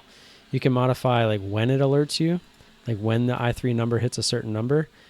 You can modify the minimum I3, so when it shows up on here, which really isn't really modifying anything. The only real modification is this, which is volume and the price. So volume and price are really the only two things that modify what you can see per se. But everything else is just set to do what it does, and it does it well, as you can see. So would be cool to plot the I3 number on the chart. What do you mean? Because he shows you, if you go to Intensity Stock Watch,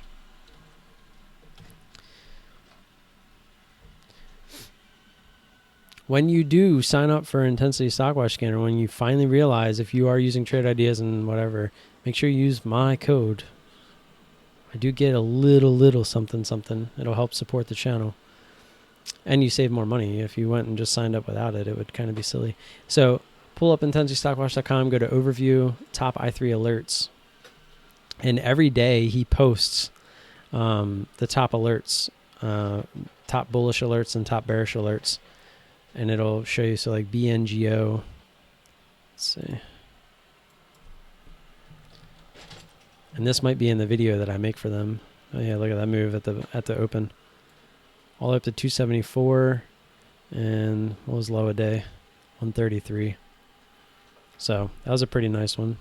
So I'm assuming it's going to give us the alert probably around like 250. Let's see, at 932-ish area. Let's see what it did.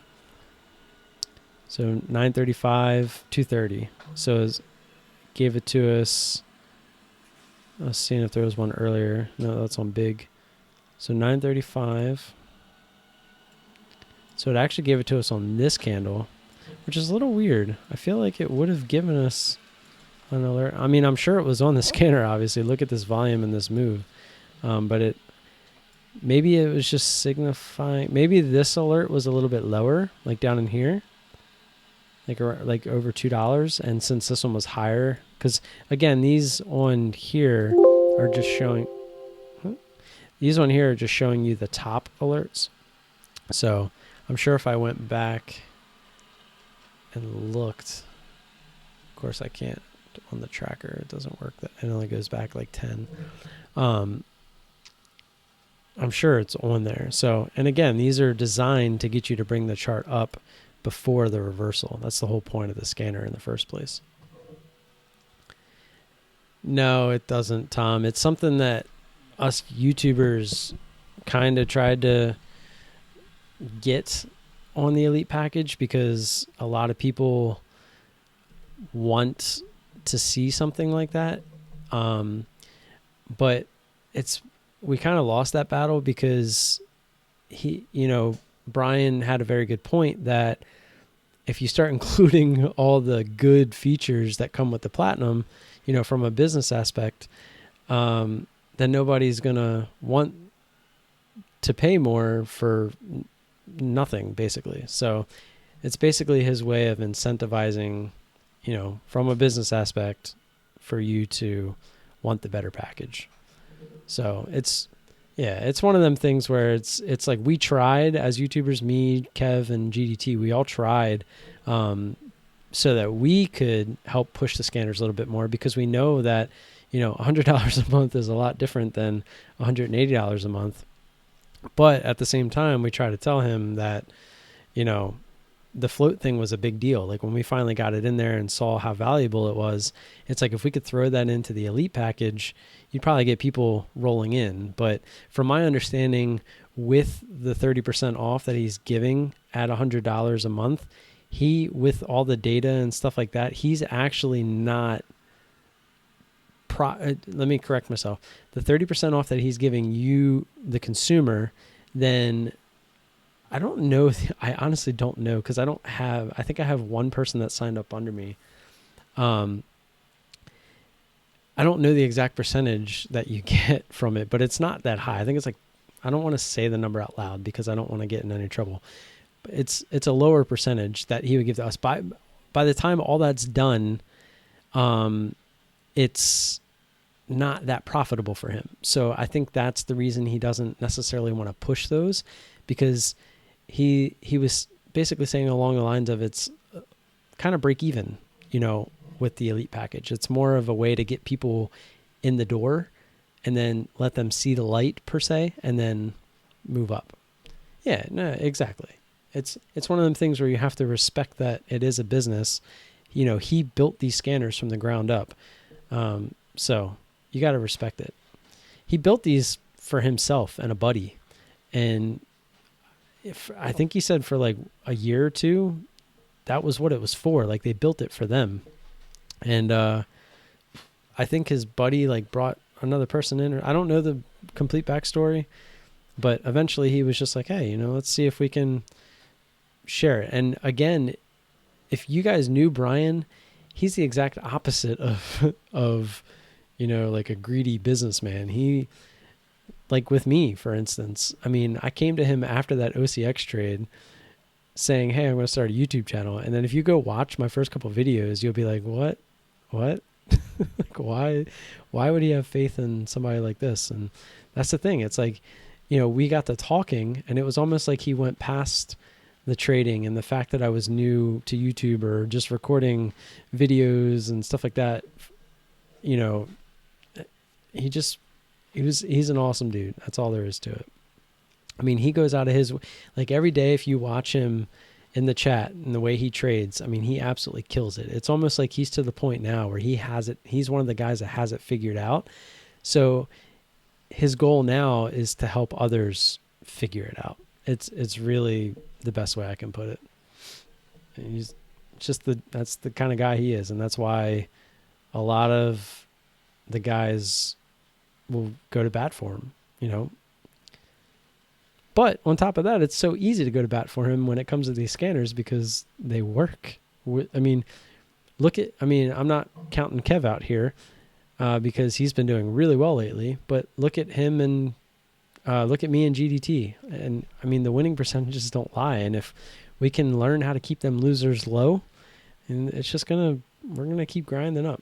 Yeah. His style, he actually has like 5 different trades.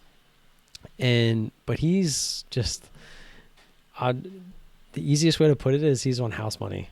So he can take some riskier trades that don't always work, but when they work, they're nice. Like the bear scam watch list. That's one of his favorite. He calls it the hangover. He plays the hangover. He plays the pop and drop off the bear scam watch list. So basically that's him. He'll get in pre-market. He'll look for it to just drop. And if it doesn't, if it pops up like AMBA did today, he'll look to add on to his position looking for it to fail. So basically he's starting his move assuming it's going to drop. But if it doesn't, if it pops, he's down to keep playing it. But if it just like slowly grinds, he'll usually just cut the starter position and be done with it.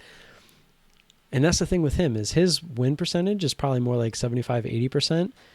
But he's so good at winning. Like sometimes his patience, and he always marks it with a PAY, patience. I want to say like 7 or 8, I think. he doesn't just let anybody in.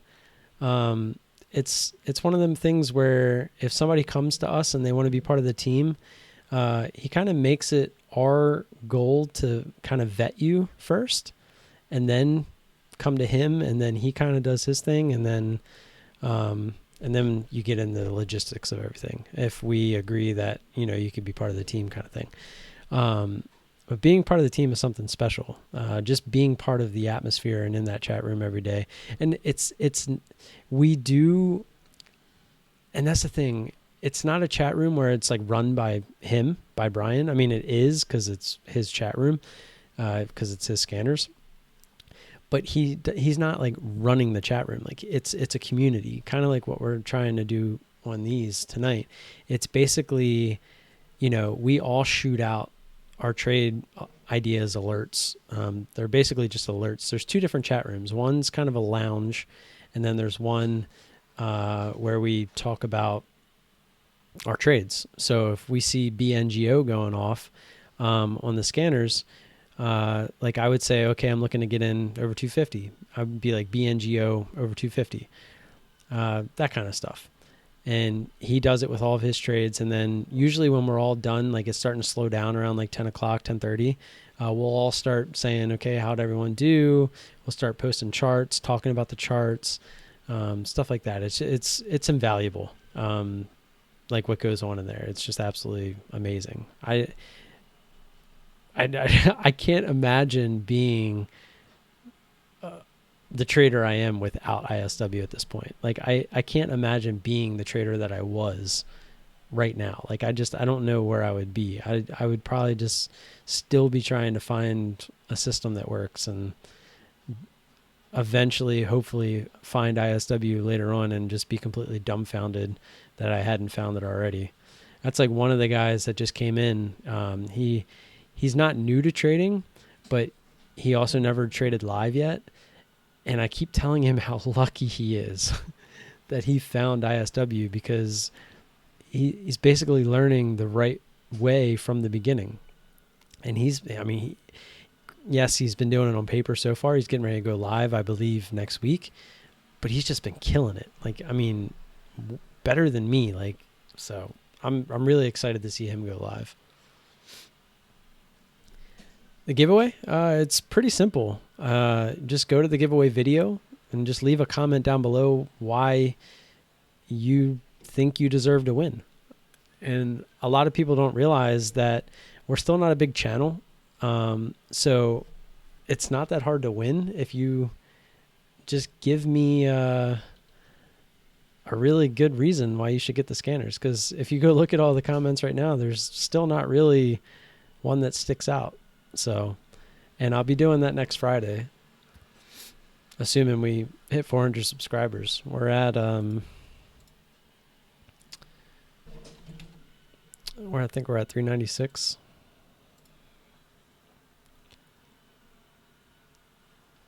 Yep. So we should be there by next Friday. I would only hope. Yeah, it's, I think it says giveaway. Yeah, giveaway 400 sky. I'll give you the link.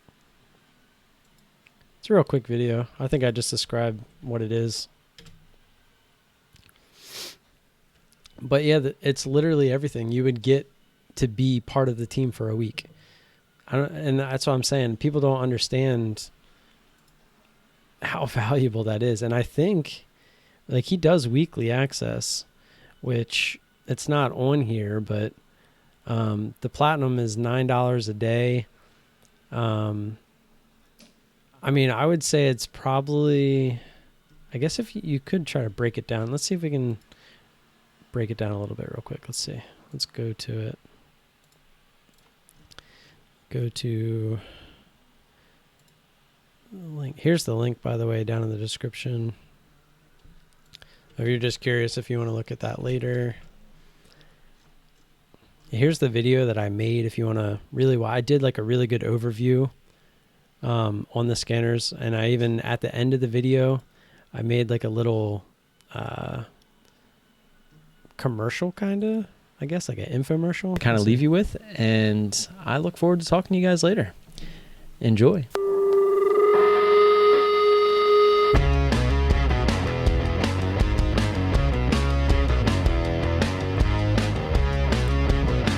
basically it's just me kind of going through a bunch of trades. I'll fast forward through most of them, but I just highlight them on the scanner, show you that they're there, basically what you're looking for in the scanners as they happen live. It's kind of the whole point of just showing you. And I'm short biased, so I don't really have any long trades, but it's literally the same thing in reverse. I have the same scanners up on my other screen. Right here, these minus I3 scans, they're literally set up the exact same way as the plus I3, but they're just for moves going down. So you're basically buying fear instead of selling euphoria like I do. I'm just a little bit short biased, so that's really all it is. All right, so back to this real quick. So $159 a month. We'll do 159, we'll just do 30. So 530, so that's the 30% off. So we'll just use $10 just for giveaway, or for easy sake. So $10 a day, you're getting it for a week, and you're actually getting it for the 2 days on the weekend too. So it's kind of like a $70 giveaway, and people don't understand that. And it's probably more than that, because I know to be part of the team, it's a little different, because away again, him being, hold on. Oh, I didn't even bring up the other screen.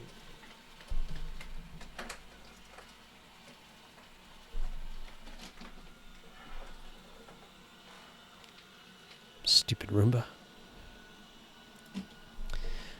So I had brought up this, and then I did the math. Well, you could probably, I know you couldn't see the math either.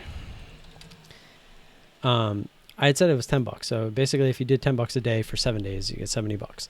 So people definitely don't understand that, you know, it's pretty valuable what I've been giving away at each milestone, because this is the 4th time in a row that I'm giving away the same thing. And just one time, it was actually given to somebody useful. The other 2 times, it was just like, hey, I want to try it out, blah, blah, blah, blah. And it was, you know, somebody that wasn't really that interested. They were just looking for the handout. So that's why I would love to, you know, have the bigger viewer base, because when I'm giving away something like this, I can really get like a lot of entries, and I can really give it to somebody to change their career in trading. I mean, I really feel that they're that powerful. And anybody that's in here that is with Intensity Stockwatch, they'll tell you it's different at first, because you're basically learning how to trade with the 10%. It's as simple as that. I mean, there's a reason why my stats show that I'm trading over 90%, because I'm trading against the 90%. If the 90% are failing and I'm trading against them, that usually means I'm probably winning. Tom, I've been trading since August of last year. So yeah, if I pull this up, this is literally my full trading journey in one chart. And if you have any questions about any of this, trust me, I have this pretty much memorized. My very first day of trading, I lost $1,141.91. Very first day, because I was a complete noob and an idiot. I have been practicing for a little while, but haven't really been able to trade full time with work, but I'm switching to second shift in the next couple of weeks, and I've been really excited about it. Ooh, nice. Did you use my CMEG affiliation? I mean, again, it's going to sound biased, but I mean, it is what it is at this point. The ISW scanners, they work. It's that simple. And I recommend that you start out with, is this mine? No. That you start out with the elite package, or even better, you can use, like, you can get the platinum right here for less than, like, if you want to just do it by day, what's that? Over 5 days you can do, I don't know, or it's weekly access. So for $857, what is that? Just to have an exact number. I'm assuming he probably doesn't charge you for the weekend either. So I'm assuming it's just 5 days. That would be kind of weird to charge you for days that you don't use. So it's $43 and you can test them out. Like you can really kind of get the idea. But it is hard to kind of get the idea, especially if you don't know what you're looking for. And that's just the beauty of being on the team is he has a whole learning center set up. Like let me see if I can show you.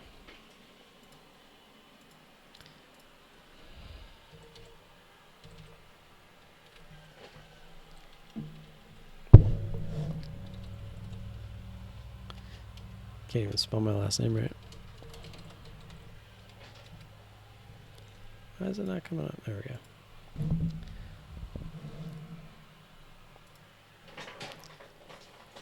So he has a whole learning center if you're part of the team where he's got a bunch of articles and then he's got a bunch of guides, and he has guides on like all the different setups that he uses. And I never finished the setups. He uses ascending triangle, descending triangle, hangover, the parabolic, the para into a short, and the dip and rip. So the dip and rip is like if you have something on earnings, kind of like Tom had been explaining earlier on Dell. So it kind of rises up in the after hours, and basically what he's looking for is it to dip at open for all the people that are selling, and then for it to rip because it's on earnings. Like that's kind of one of the earnings plays that he uses. And those are the 5 plays that he's been playing for the last 5 to 6 years over and over and over and over and over and over and over and over and over. Will, I haven't opened an account yet. I just have TD Ameritrade small account at the moment. That's fine, man. You have to go at your own pace. Do not rush. That's one thing I learned. Do not rush. If you can't do it properly, then don't do it yet. Like wait till you can do it properly. Wait till it meets your criteria. I used Trade Ideas when it was tied in with E-Trade nearly 10 years ago. This looks more interesting to me. Well, and that's the thing. Trade Ideas has been around, right? They're kind of the pioneers of scanners is the best way to put it. So nobody knows who ISW is. It's kind of brand new. So they kind of have to build their name up for themselves. So it's one of them things where 1, nobody really knows who they are, and 2, they don't really have a proven track record. But the beauty of it is you have 3 YouTubers that they're smaller, but they're all doing like live trades. They're doing live trades, and they're legit trades, right? So we're not these big YouTubers where we're kind of using a posse or an army, whatever you want to call it. We're not paper trading and hiding it. How many YouTubers are out there that don't show you that they're legit, right? And they're all sponsoring Trade Ideas because they're getting the affiliation from Trade Ideas. That's all they care about is affiliation money from Trade Ideas and affiliation money from YouTube, Google Ads, whatever it is. So it's very frustrating for me to see that, knowing that the whole reason I even started my channel was just to journal my entries and be a channel that doesn't do what they do. I want to be someone, see, they pay 20% a month. So for every subscriber they get, they're getting 20%. That's no wonder. I mean, they're making, just like Ross, he is making way more money from his classes and shops and whatever you want to call them, the seminars that he does and stuff like that. And it irks me. Like he's made way more doing that than he has actually trading. And then even when he does trade, to me, it's not legit trading. I always say every time Ross gets brought up that I would love for Ross to prove me wrong by trading just for a month, just for 1 month without his chat room, just 1 month. And I can almost guarantee you that he would not be a profitable trader. Almost guaranteed. Like I would willingly bet on that and feel that I had the favorable odds. No, I don't think he shows fake results.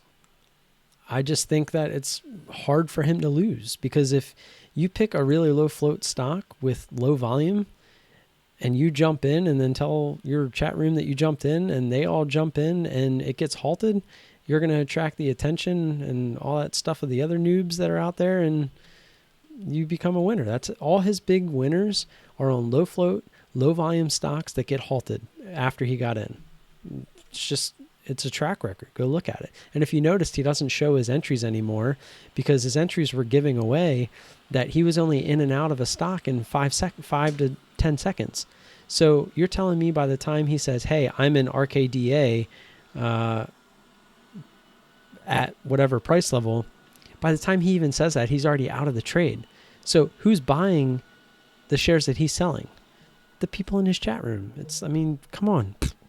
It's really not that hard to see. Oh, 100%. Yep, and it's every time. Like I don't follow him anymore. Like I'm not subscribed to him anymore. But every once in a while, like when I hit my premium thing, it recommends his videos and I'll see what he made. And I'm like, let me go see what he traded today. But usually in our chat room, something will go off on our scanner and I'll pull it up real quick. And just based off of the low volume and the lower float, I'm always like, I wonder if that's Ross. And then usually later that day, if I see his video, and sure enough, that's the stock he traded. It's kind of funny. Let me make sure I didn't miss anything up here. I used Trade Ideas when it was tied in with E-Trade nearly 10 years ago. Oh, I did read that one. Bashing that simply off of watching your videos and seeing what is hitting the scanner and looking back at the charts. Yeah, no, that's the other thing too, is I encourage that. I encourage you, especially like if you see them in my videos in particular, like you can see the other ones that are going off. Like I might not be trading them, but like AKTX this morning, what time was this? So it was like 9:36. Oh crap! It's midnight. Oh, it's still let me do it.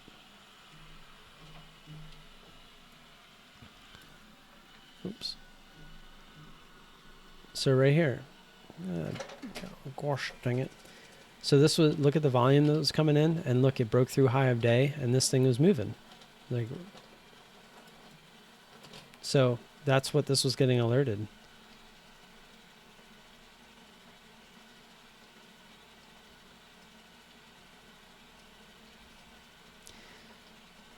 It's stuck on that same spot again. You dumb Roomba.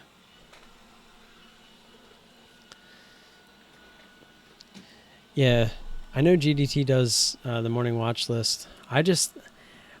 Even if you were to ask him straight up, I guarantee he'd tell you that he's kind of doing that just to appease YouTube.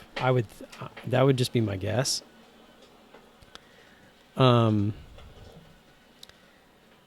Because having a watch list, I don't know. He says he uses his watch list all the time, but I just don't see the point in sitting there coming up with a watch list when 9 times out of 10 you're just going to take what the scanner gives you, which is pretty much what he does now.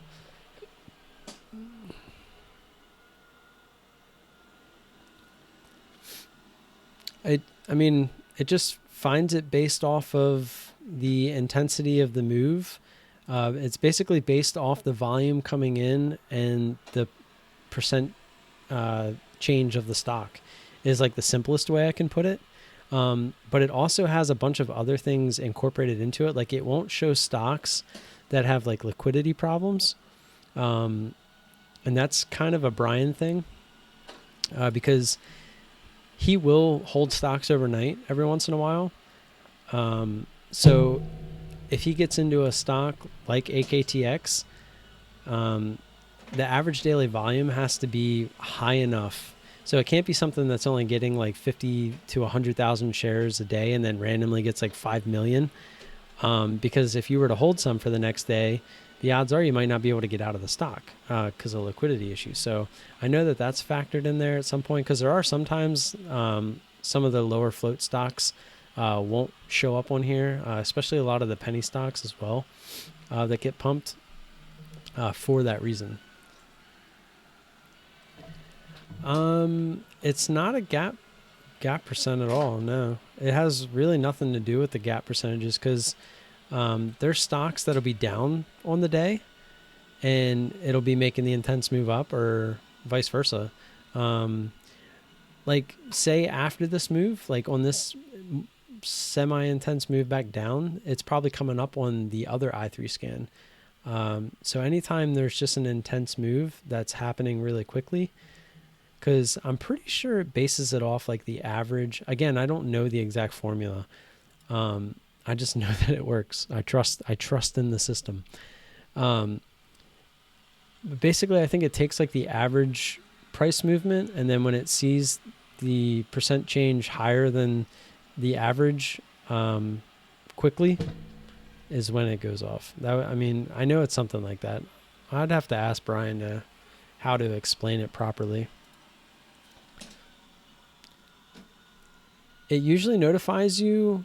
Sometimes it top ticks it, to be honest, but I can't tell you how many times it's designed for you to be able to pull up the chart before it reverses. That's the whole point. So it's designed not like Trade Ideas to just alert everything. Like Trade Ideas would always alert you, like if you have it set to alert you high of day, or just like when any random volume came in, whether the price actually moved or not. Because like look at this volume bar and look at the actual bar versus the next volume bar is lower, and then look at that bar.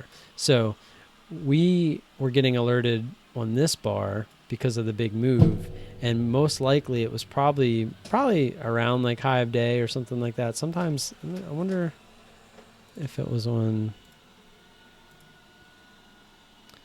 just out of curiosity. It didn't look like it was that big of a move, so it might not be on here. Yeah. Wonder, let's see.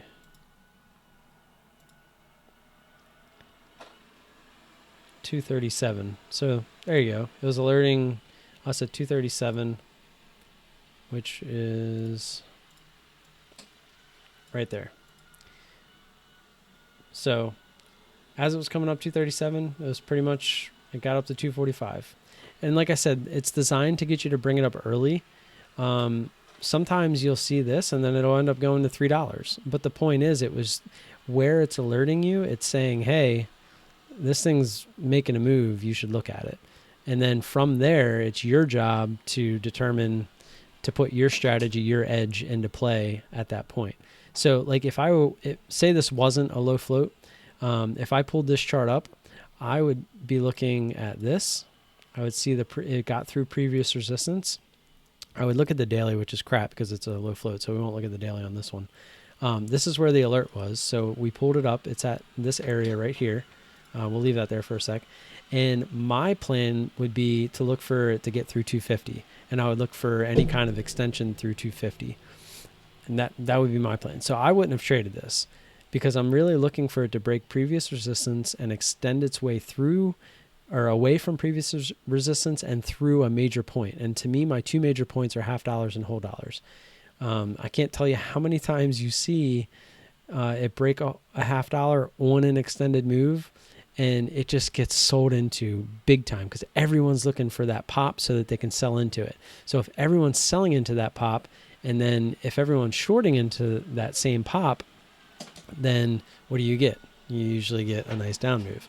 It's just a high probability play, especially, and that's not going to work. Like if this was just a grinder and it got up to 250 and then popped through, that's completely different. It could probably hold 250 at that point because it grinded its way up there.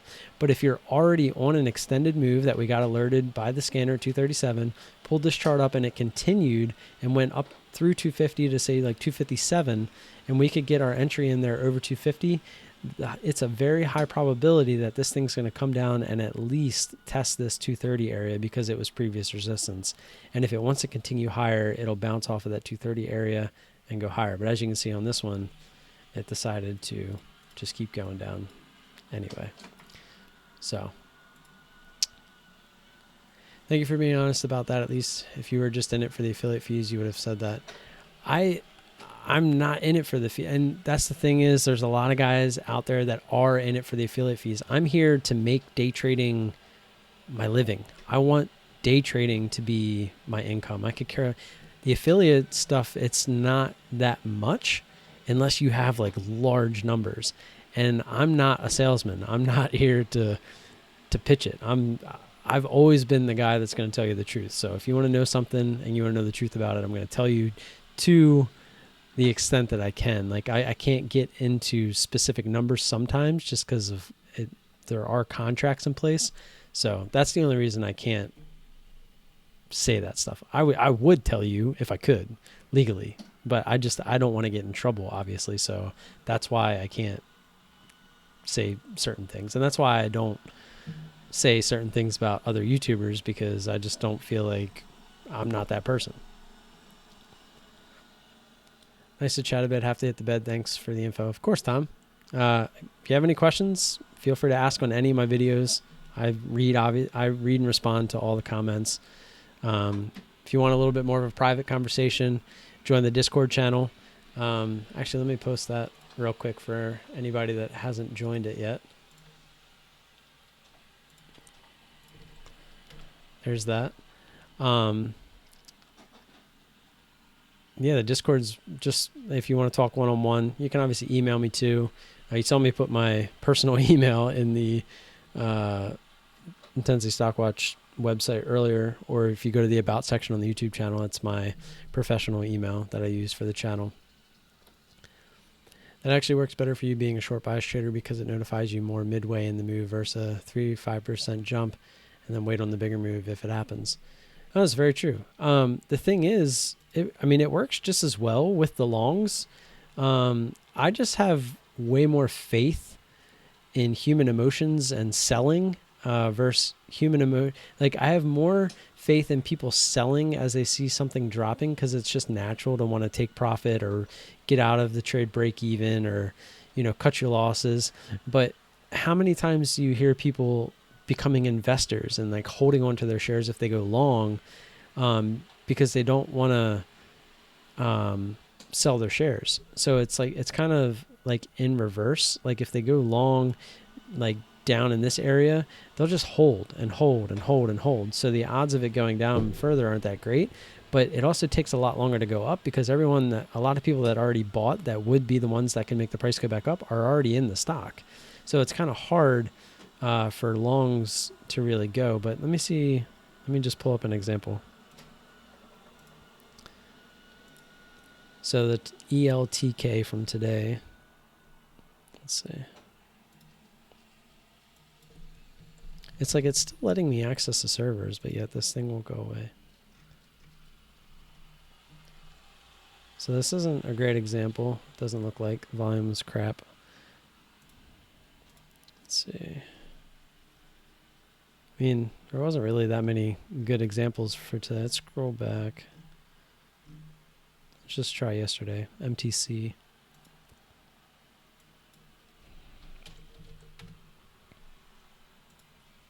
No.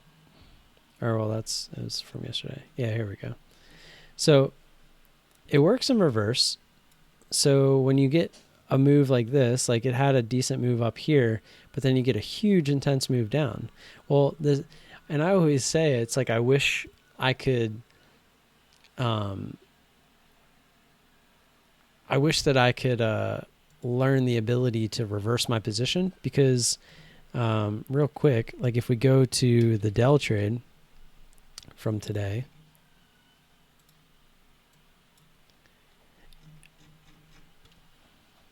of course it deleted it.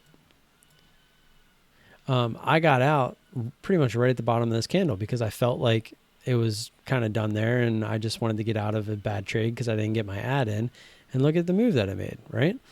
So it's like every time you get an intense move one way or the other, the odds are it's going to make a move the other way if you can kind of time the bottom or the top.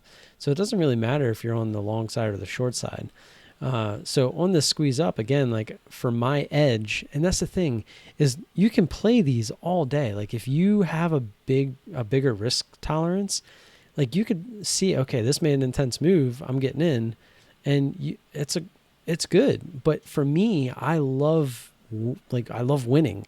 So I wait for the higher probability. So I'd rather not get in a trade versus waiting for the trade to come to me.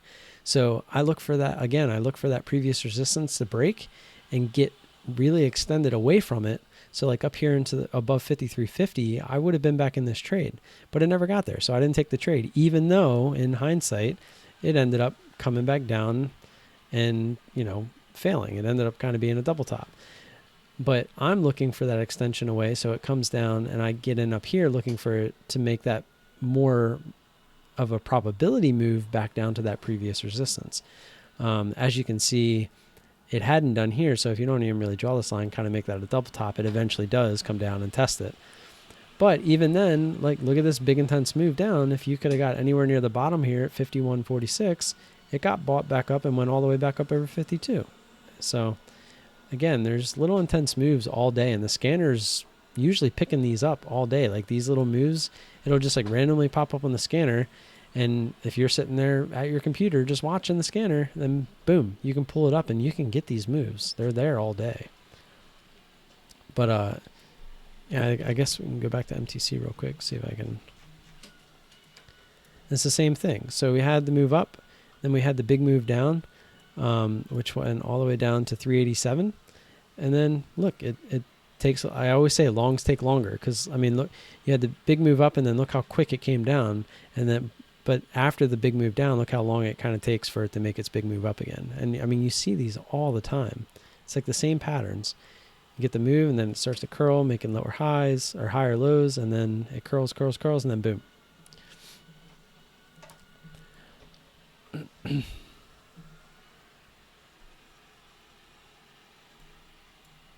Yeah, it's exactly what it would do. So like if I was, say I rode this up, I had 100 shares, or say I got short here for 100 shares, got down to the bottom, and I would buy 200 shares. So say it would essentially cover my 100 shares on my short, and then it would put me 100 shares long.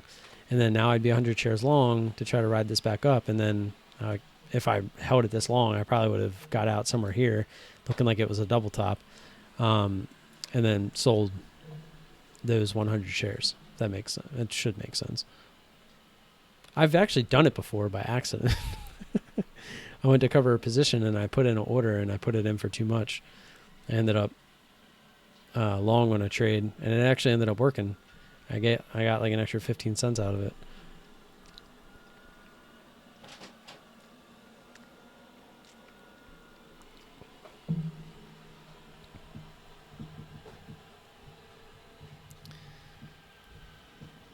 So I'm rolling through my one of my games on my phone real quick before bedtime.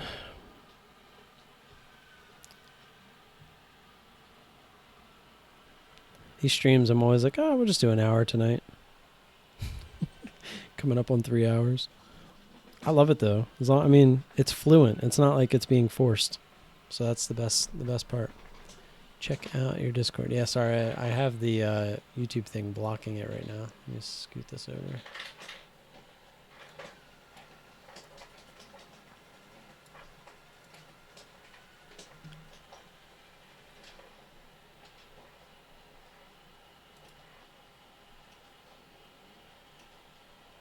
Oh snap, look what you found.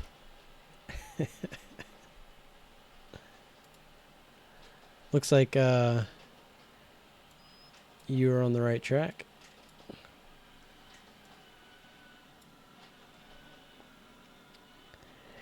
I'm going to be completely honest with you. That's a second one. So you actually found another one.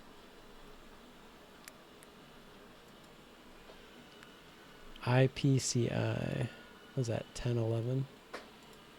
That's from like way back in the day. That's even better, back when he was supposedly legit. And that was a loss too, so that's even funnier. Here, go see if you can find the other one real quick. Just I'll tell you where it's at. It was like a month ago. It's titled Day Trading $1,500 is what it says. Day Trading Live $1,500. It's like 40 seconds in or something like that. And he also obviously claims that to be real, and you'll see that it's not. Good find, man. I was doing something for one of my videos, and I happened to I was watching, I want to say GDT's video, and then, or no, I was watching one of Kevin's video, and I think because they're linked, somehow every once in a while, the next video that just automatically comes on is one of Patrick's, and that one came on for some reason. It was like a month-old video, and it was just on my other screen, and I'm sitting there, and I just happened to see it in the corner of my eye. It went from like the small screen to the big screen, and I'm like, wait a minute. What the heck? I was like, I know that screen. That's the screen that shows your order. The startup, do you have Discord? If you were in my Discord, you would know. We're talking about Patrick Whelan and how he's a paper trader. But yeah, it just popped up and I'm like, wait a minute. That's where it shows your order. I wonder if because I always know that he would be so specific of not showing his account number. So I went and looked at it. I just wanted to see that it was his account number was being shown and that he didn't blur it out, and I was just going to laugh about it. And then I saw the TR and I'm like, no. You dummy.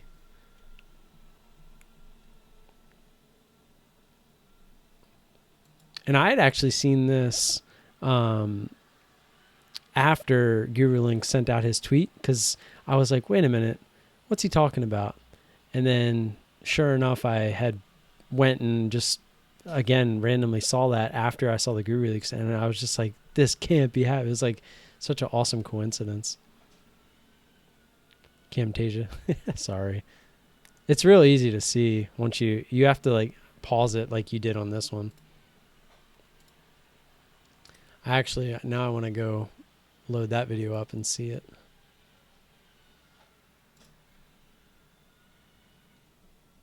Where is... Oops.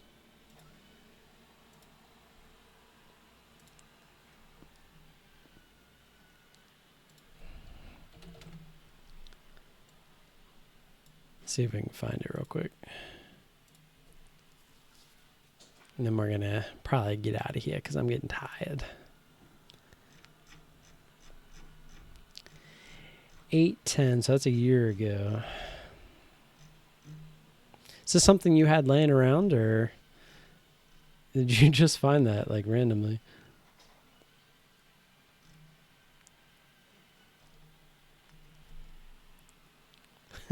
That a boy. Just adding to it. Silly boy. He's so silly. It looked like a loser. So I'm curious. 10/11. Let's just click one. Day trading this morning with a God, his voice, man, it just gets me. Oh, October, so I'm an idiot. So it's actually only 10 months. It wasn't an overnight swing. Proud to be red? Pretty sure it was a red trade. There it is, October 10th. Oh, it was the 11th. Dang it. It should be this one? Or no, it would be the day after. It was this one. There it is.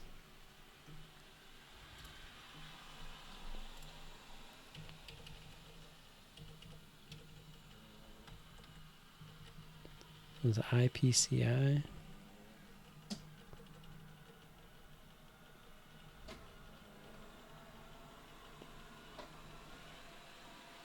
This is 2018, right? Yeah. Did he make 2 videos that day?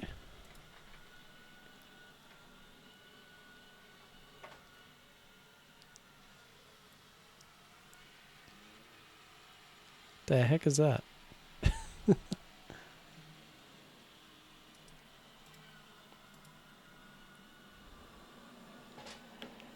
Oh, can't paste links. It's weird. Should be able to. Let's see if I can change that. Live chat. I'll enable. It doesn't look like it even gives me somewhere where I can say that you can. So it is this one, 403. Did I skip right over? Oh, there it is. Right? It actually took me to it. Oh, so he did post 2 on the same day. Just water. I don't know if you guys were here at the beginning. I had a root canal earlier today. So just kind of being easy tonight. Next Friday I'll be back with the beer. There it is. Oh, you silly boy. As I actually, when I found the first one, I went looking, and there are a couple where he makes some mistakes, and it was actually on legit trades. Silly boy, silly boy.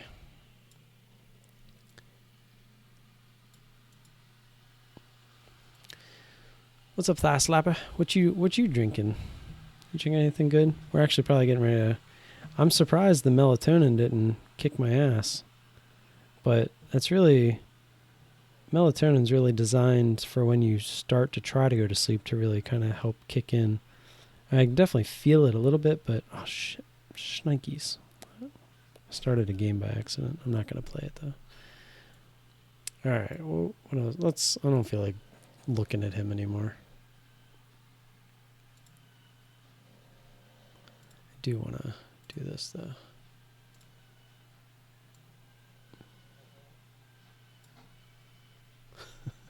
Cracks me up.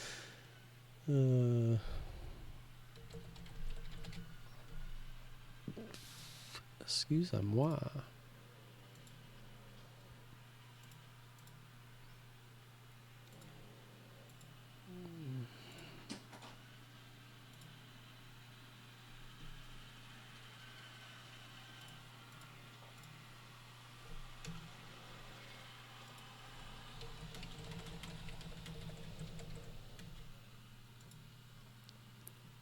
Wanted to compliment you on your channel. You're humble AF as fuck. And I respect that. Don't change a thing. Appreciate that, man. It's what I shoot for. It's the truth. I'm not gonna say I'm so tired, but when I started my channel, it was mainly to journal, but it was also to never get away from the fact that I'm not gonna lie. Like I'm gonna be that blunt person that tells you the truth no matter what. If I can, as we kind of stated a little bit earlier, without breaking any kind of contract type rules. So it's like I tell everybody with the affiliations, I do affiliations because I believe in the product. Like with CMEG, I was with SureTrader. If you have a small account, trading with SureTrader versus CMEG, it just makes no sense. So of course I'm going to promote CMEG, and if they want to allow me to be an affiliate, hell's yeah. Like, okay, I can get rewarded for doing something I was going to do anyway. Same thing with ISW. When I found ISW, I was paying outright for ISW because I believed in it. Like I wanted to use the scanners. So to be able to become an affiliate, which when you become an affiliate, I can say this, you still pay for it. You have to earn your way to not pay for it. And I'm still paying for it because like I said, I don't really try to sell anybody the scanners like outright. Like I do mention it on Wednesdays now, but that's just, again, because I believe in the scanners, because I believe whoever uses these scanners is going to get results. Like I'm trying to help. I'm not trying to sell, if that makes sense. So the fact that if someone does sign up to support me in the sense of me trying to help, then that's awesome. And then that's kind of what an affiliation should be. Like you shouldn't, the people that are out there just trying to sell to get the affiliation fees as a source of income, that is what it is. They can do that, but that's not who I am. I'm here to basically earn your respect by not being that person, if that makes sense. Because that's not why I'm here. I'm here to use the scanners, use CMEG, the people that I'm affiliated with, to become a better trader and to become a profitable trader where I can make my money from trading, not counting on affiliation fees and courses and all that crap. So hopefully that came across okay. I didn't mean to go out on a whim there.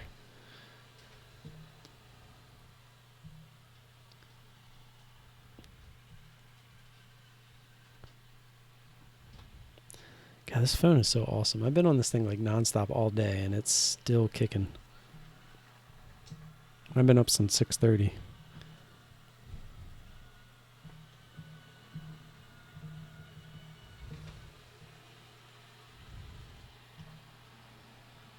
Wonder if Thomas and his son are still watching, or if they got to camp yet. You will not see videos of me fishing. Now, it's funny because I was thinking on this cruise that I'm about to go on that I could make one of them like funny videos. I was actually talking to Kevin today, and I was like, I'm going to take a picture of me on the beach, and I'm going to be like, oh, I'm just sitting here on my cell phone making $3,000 today day trading from my cell phone. Here's how you can do it too. Just click this link. I probably will do a vacation video, but it's not going to be anything to try to sell something or anything like that. It's just going to be like, hey, I finally got to take a vacation. Here's what it was. So that's all it was. I am not drinking natural light beer. I will probably be drinking nothing but liquor on this cruise. Have you guys ever heard of rum runners? Those will definitely be in our suitcases. Every cruise we've taken, we've had these, and they work great. Probably have to go to Amazon first. I think that's where we got them. I like how it's called Cruise Kit. It is actually this one right here. So it comes literally with all of these. It's a 9-pack. There's like 3 big ones, 3 medium ones, 3 small ones. And you just fill them up and you put them with your toiletries. So it looks like it could be one of like a toothpaste. It could be because the liquid plastic part doesn't show up on the x-ray, just the hard plastic. So that's all they see. And they just assume it's like toothpaste or, whatever other things that you brought, shampoo, conditioner and stuff like that. And that's how you get a ton of free liquor on. And I will tell you right now, rum and lemonade, just go get the free lemonade from the thing on the cruise and then come back and put some rum in it. Or if you're just lazy and you want to go from the room and stay out, you just pour the rum in your cup and then go fill it with lemonade. Yeah, that's how it's done. They can be. They can, I think they're like $6-7 for like a frozen drink, or just like a cocktail drink. So I usually, they have, on Carnival cruises, it's called the Frozen Kiss on the Lips. It's like basically like frozen peach, with, I want to say it's peach schnapps. And then it's got, like strawberry, not strawberry, the cherry. I'm drawing a blank. That's how you know I'm getting tired. What's that really sweet stuff that you put in there? Yeah, frozen kiss on the lips. Now you're gonna make me look it up. Frozen kiss on the lips drink. Yeah, that's exactly what it looks like. I used to make my own because I don't know if you guys know what Rita's is. It's an Italian ice place. And they had peach, and it tasted very much like their peach. And I used to just make these for parties. So, some people, I guess they use mango. I could have swore it was peach. Yeah, okay, no, that's right. It's mango mix. The frozen part is mango, and then it's peach schnapps. And then it's the grenadine. That's what it's called. It's the red grenadine. That's what gives you the red. So yeah, it's just like if you use the Rita's Italian ice, you don't need crushed ice because you're not making it that way. But yeah, it's It's really good. We always get one of those when we first get on board. And then usually she brings 2 bottles of wine because you're allowed to bring a bottle of wine per person. Also,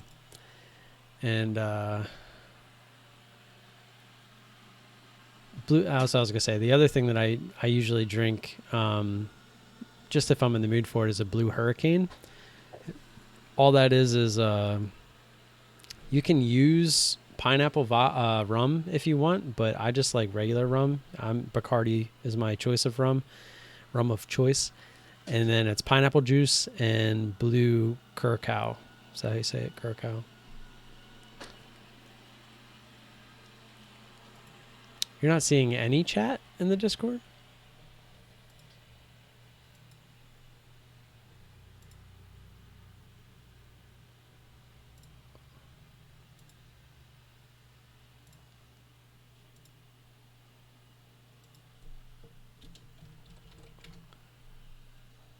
You should be able to see everything. The startup, Dan Caps. What was the video of Patrick's still proof? It should be in the general hangout. You can't see the trading section. And then where it says general hangout, watch list, halted stocks, news alerts, charts, education, YouTube videos, live streams, questions. You should be able to see all that. You should be able to see rules, announcements, giveaways. I guess I should put the giveaway video in the giveaways. I'm still getting used to posting all that in there because it's still new. I've never really ran a Discord channel. Oh, we got 397.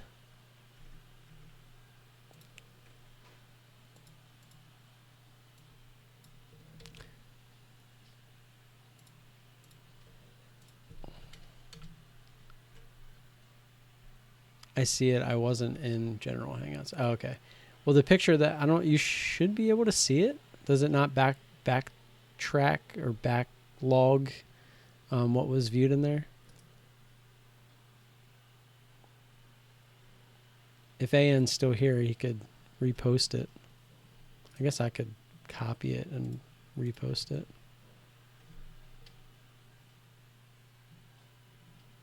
Or I guess I could just send it to you personally too. That would probably be better. But say hi in the general hangout so I know it's working, because it would make me wonder if everyone's not seeing it for some reason.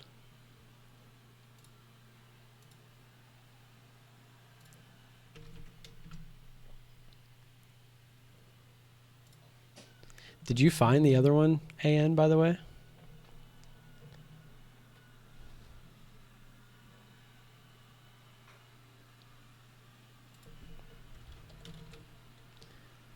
There we go. So it is working. So that's good.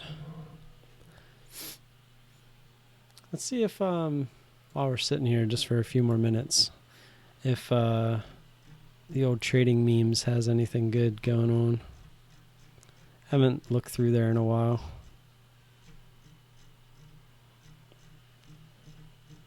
I feel like my whole family's been sick for nonstop for a little bit.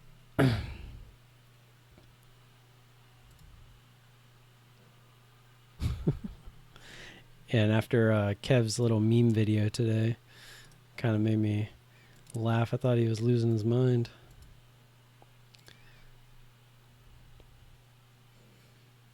If anybody has Instagram and you want to know how to post from your desktop, you literally right click and inspect. This little button right here toggles the device to basically saying it's a phone, and as you can see, it pops up as if it were a phone, and then you can hit add and you can do anything right from your computer. It's pretty cool. And you just hit it to go back to the desktop version.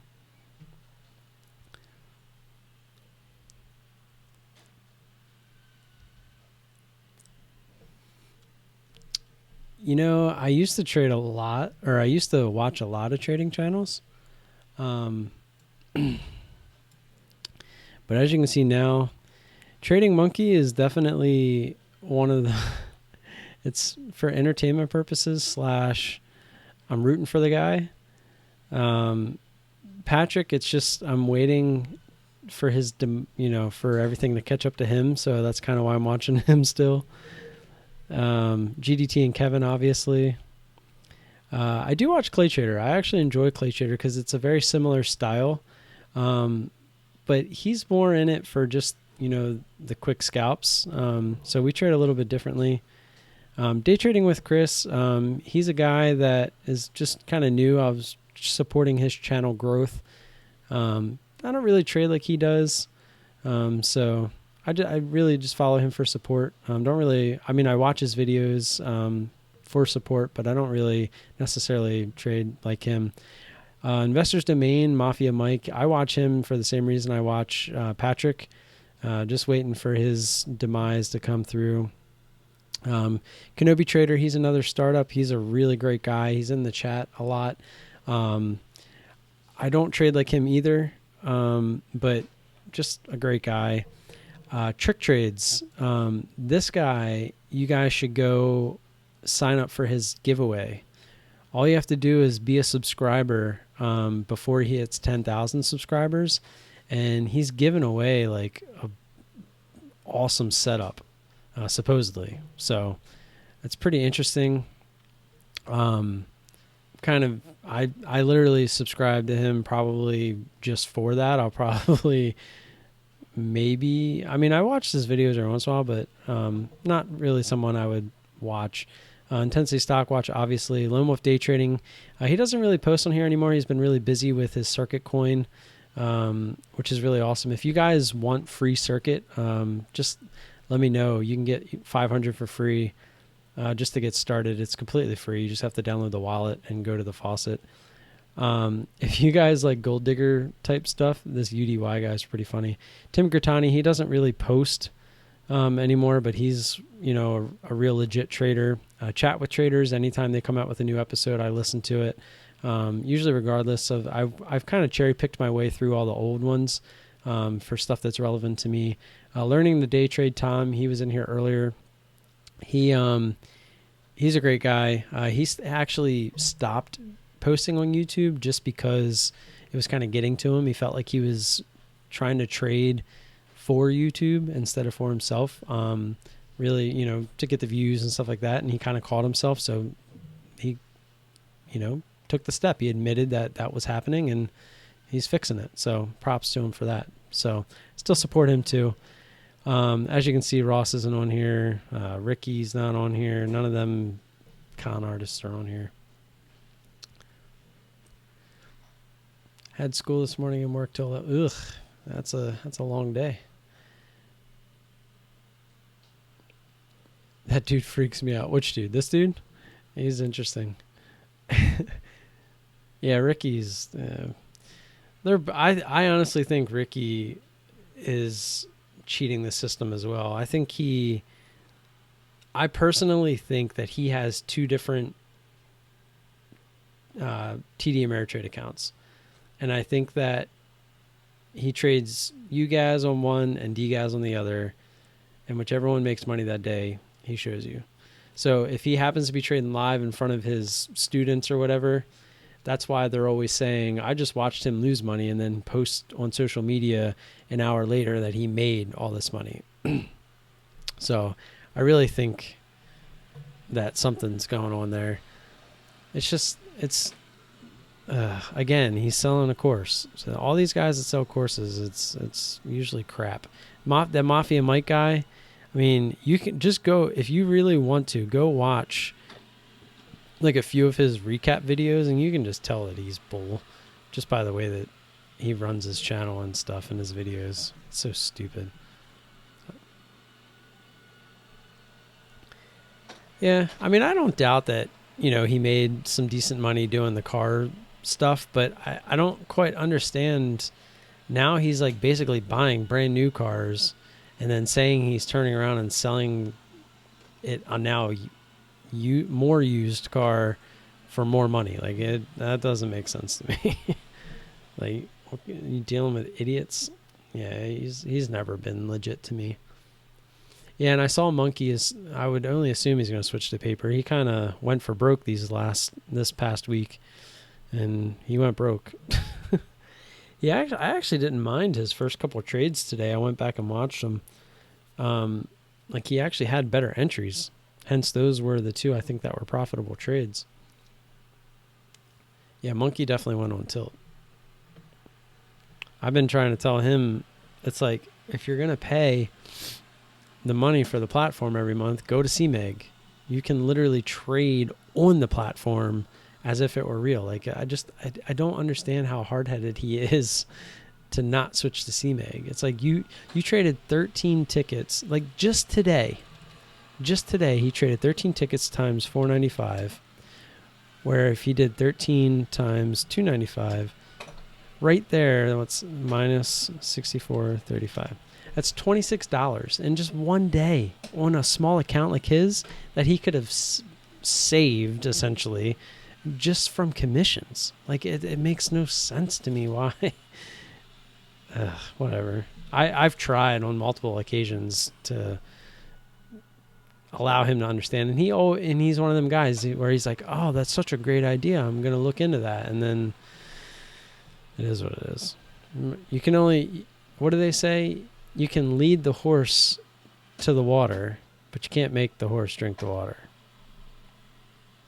That's how I feel a lot of times, especially with these scanners. Yeah, but you're going to be paying for DOS regardless of where you're at. So if you could just pay a little bit more for DOS and you get to still trade on DOS, so that when you eventually want to trade again for real, you don't ever switch montages and charting and platforms and all that stuff. It literally makes zero sense for him not to go to CMEG. What do you mean for beginner trading? That's a loaded question. And you have to realize that all the offshore brokers are spying on you. And who cares? If you can deposit money and withdraw money, who cares? I mean,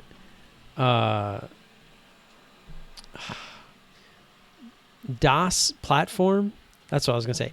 DOS platform, go search who invented or created DOS. And then think about that for a second.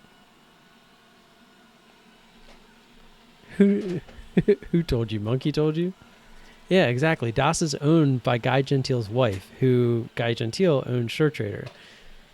So, I mean, it's all, and DOS turned out to be pretty awesome. Everyone kind of uses it, or at least has the availability to use it on most brokers. I'm just saying, you have someone like Guy Gentile, his reputation, and his wife is the one who created DOS. So it's like, I'm only going to assume he's still long LCI. He was talking about it on Twitter the other day when they had earnings.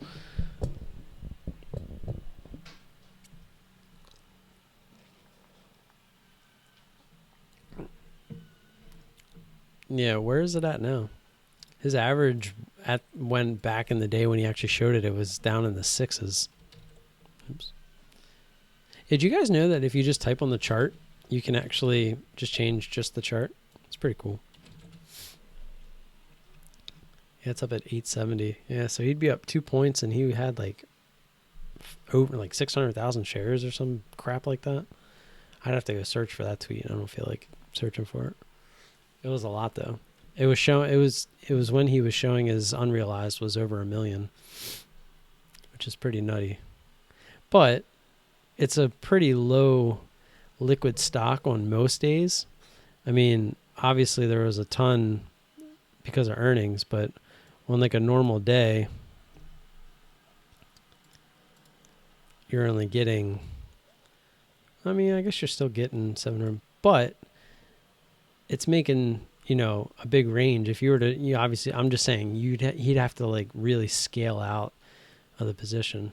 Because I remember last time he had got in. Why this one up to 1041? Wait, is it there now? I'm confused. Why is it? Oh, it is up there. I was back a day. Interesting. Yeah, that's damn. I was going to say that's back when he was showing that stuff is when it was over 10 this time. And then it just kind of slowly declined. It's like, why would you not exit some of your position, you know? It makes no sense. I mean, it's like he kept saying it's going to 20, it's going to 20. And it's like, I get it, but I don't know.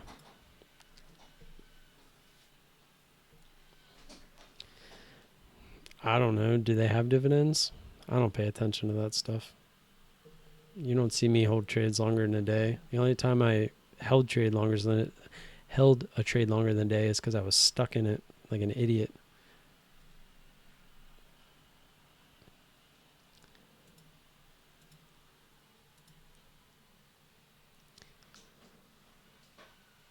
Pay dividends. And yes, startup. Or you want me to call you Kevin from now on? Yeah, I saw a bunch of people bitching on Reddit about being a short bias trader and getting exploited because of borrow fees.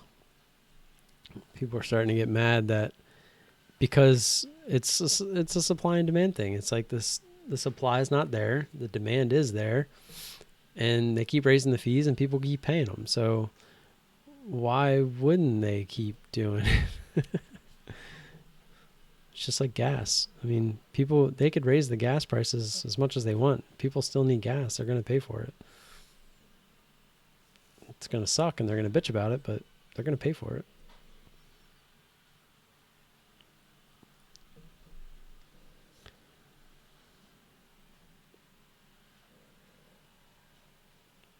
I'm assuming you meant shouldn't.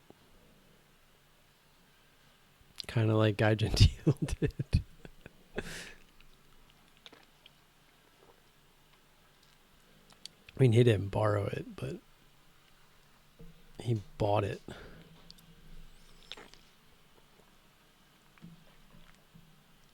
What was that? What was that stock? AWX? Yep, AWX. Of course, it disconnected me there. This was like what, back in 2017? Let's do it up here.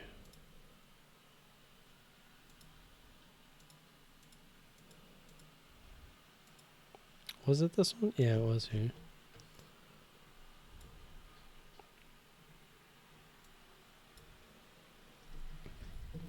Yeah, but that's the beauty. If you literally, no one can cover their shorts because there's no one to sell because he owns all the shares. It was almost like he literally could dictate where he wanted to sell. It's crazy. What's the float on AWX?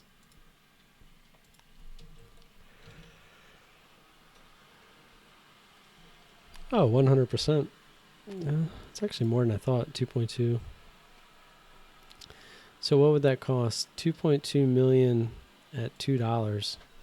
4 million over 4 or 5, like $5 million. I guess it's really not that much considering over the course of those next 2 days, look at how many shares traded. So he definitely, obviously made a F ton of money. Yeah, that's the other thing that just kills me. And that's the thing, like I was explaining earlier, like with these spreads, with how offshore brokers work, they get you to pay the spread all the time. So like if I wanted in this trade and say I put an order in at 245, and it comes up to 245, I wouldn't get filled when the ask goes through 245. Like say it's printing 250, 255, but until that bid comes up and hits 245, I don't get filled. So what they're doing is they're giving me 245, but they're actually taking whatever the ask is, like as the broker. It's crap. Makes absolutely no sense to me. It's like, what's the point of putting the order in to get filled on the ask if I'm not going to get filled until the bid anyway? It's like I might as well just wait and just hit the bid when I feel like it's the right time.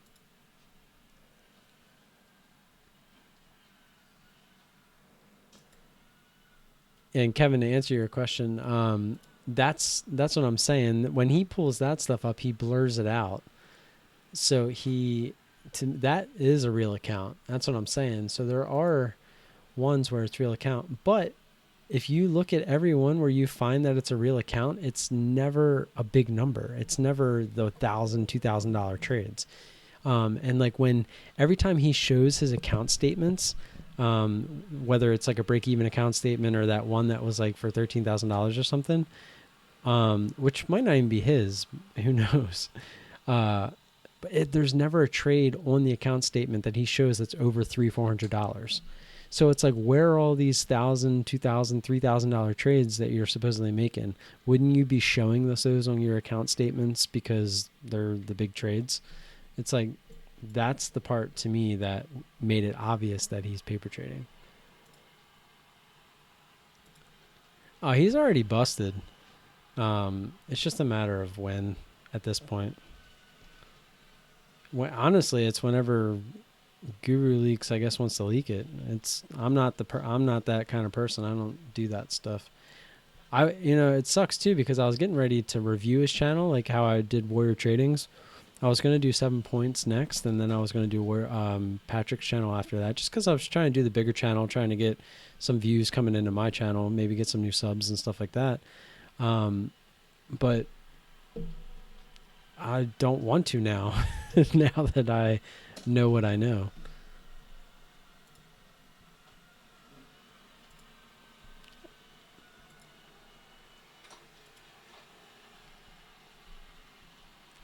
Oh, I see what you're saying.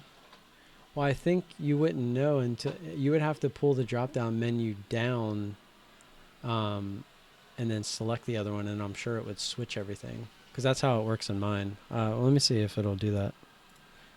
Now, like if I go to, and that's the cool thing about having the same thing. So like when I come up here, like see how my equity right now says for all because it's combining the two. So I guess his does say all, but yeah, and look at his equity. It's only $1,000. That's like the $1,000 account challenge thing that he was doing, I guess, before he blew it up. But if I just go to here, see how it changes and it puts the account number up there. And then if I click here, it'll show you that. So that does lead me to believe that since it says all and it's only $1,000, that at that point he wasn't on the demo. But I don't think SureTrader does it like CMEG. Like CMEG, you can literally just flip-flop between the two. So like if I'm trading and I'm like, I would really love to play this, but I'm just not that confident with it, I can just pop this over and I can play it on the demo account. The thing is, though, you're going to see it because I'm not hiding it. And there's videos where I have done that in the past. Like sometimes when earnings season's out and like after hours pops and I'm like, hey, this would be pretty cool to try to play after hours earnings and stuff like that. I'll just do it on the demo account. Sometimes it's like playing a video game. You can just play it, just messing around, playing around, stuff like that.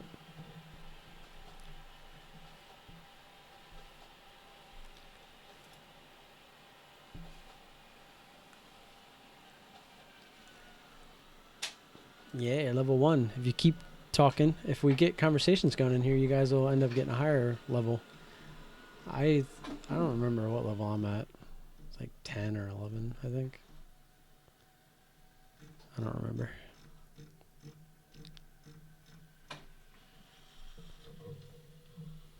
I should start making my titles in my videos. These are legit trades.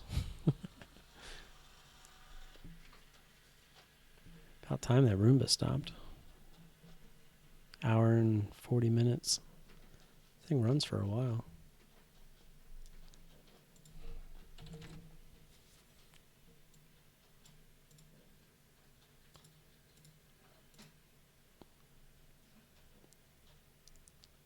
Oh, sweet. My balls are in the mail. Talking about the energy drinks. Yeah, like when he pulls up his profits, this screen right here, because like he'll pull up this screen and he'll go to show it, but it literally only shows you like 5 things, and like none of them are like, obviously the account number's not on there.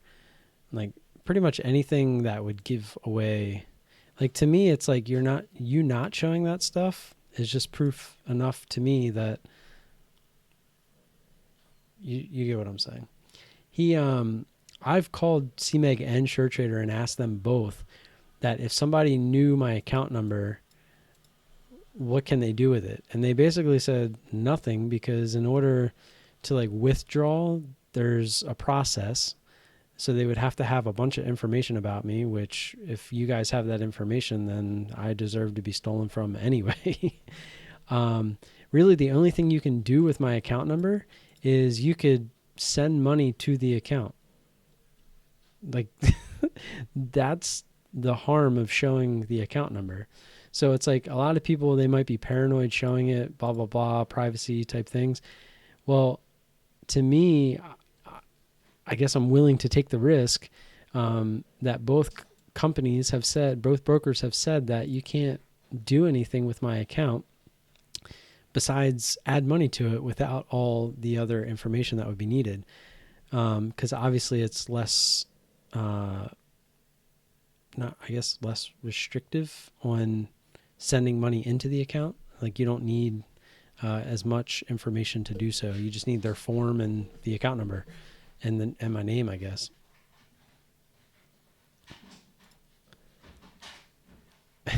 Hold on, my Roomba's getting stuck.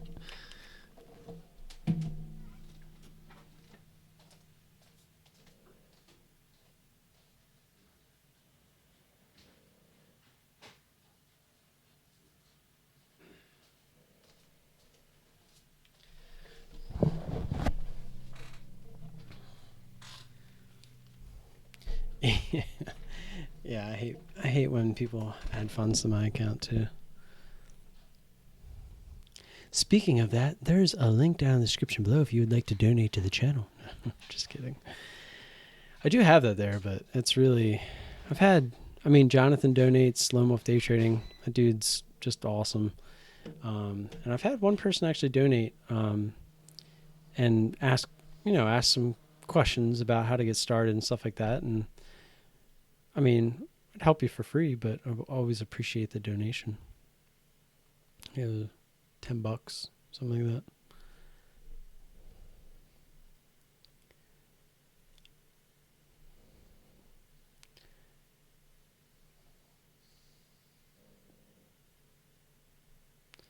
Also, you have to cut that out on purpose, because when you screen share, it shows the whole screen.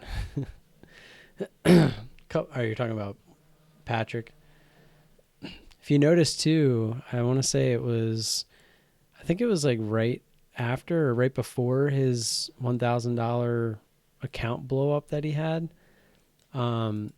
He went from having time and sales on his screen to not, and he took it off completely. And I'm assuming he did that because, sometimes he's trading like 7,000 shares or something.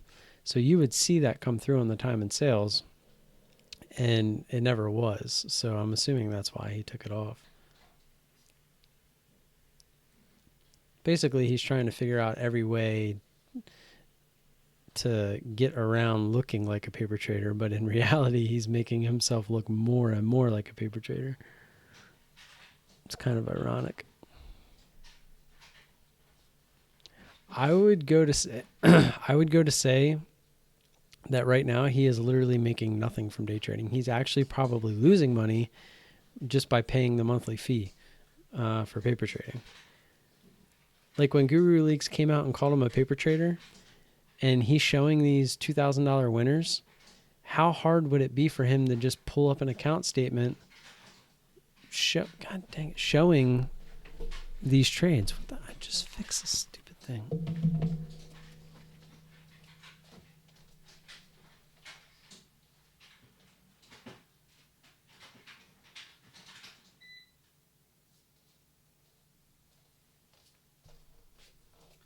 For being a freaking smart robot, you would think that it would be smart. Yeah, I would go to the extent of saying that he's not making any money from day trading right now. He's making it from YouTube. Hence, Look at all the videos he's making. They're drama based. And he even tells you, like he tells you in the videos, I'm making these because they create drama and that's what people want. And he like, in the video where he showed that he's made like 85 grand from the channel itself, he says, look, I made this video about day trading tools and getting started, and it had like 1/10 the views of the video that he made about Ricky. And he goes on to show you that making that video about Ricky made him a lot of money. And he had no like proof or anything like that. He just made a simple claim, and he knew that it would create drama and bring views and stuff like that. So that's what he's after at this point. He's an entertainment channel now. He's not, I mean, look, he fishes more than he trades at this point. And he even said that in one of his videos at some point, where he's not going to focus on day trading as much anymore. But he always posts a video of some sort because all he needs is the clicks and the ads to run, and that's how he makes his money. So it'd be silly not to put out a video regardless of what it is, because at this point, you know, with 85,000 subscribers, if all you gotta do is get them views.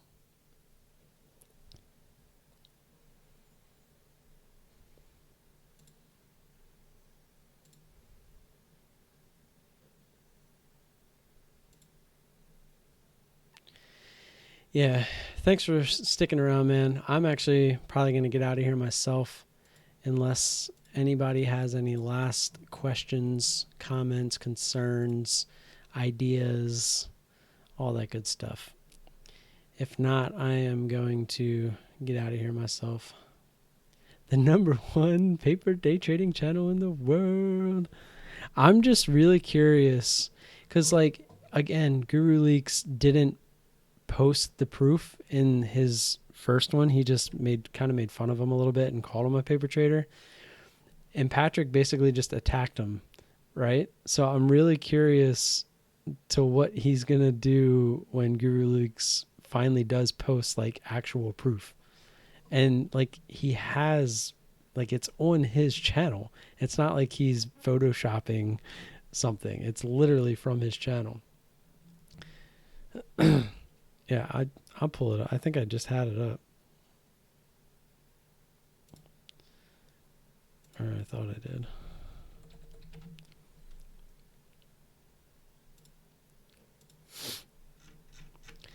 That's one thing I hate about Twitter. I know there's a special thing where you can like search their page, but I know it's not that far down, so.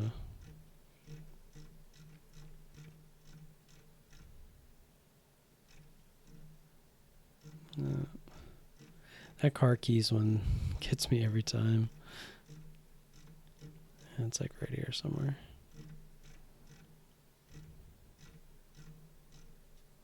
There it is. 6-pack Monster Energy drink. $10. Check. How do you share these things?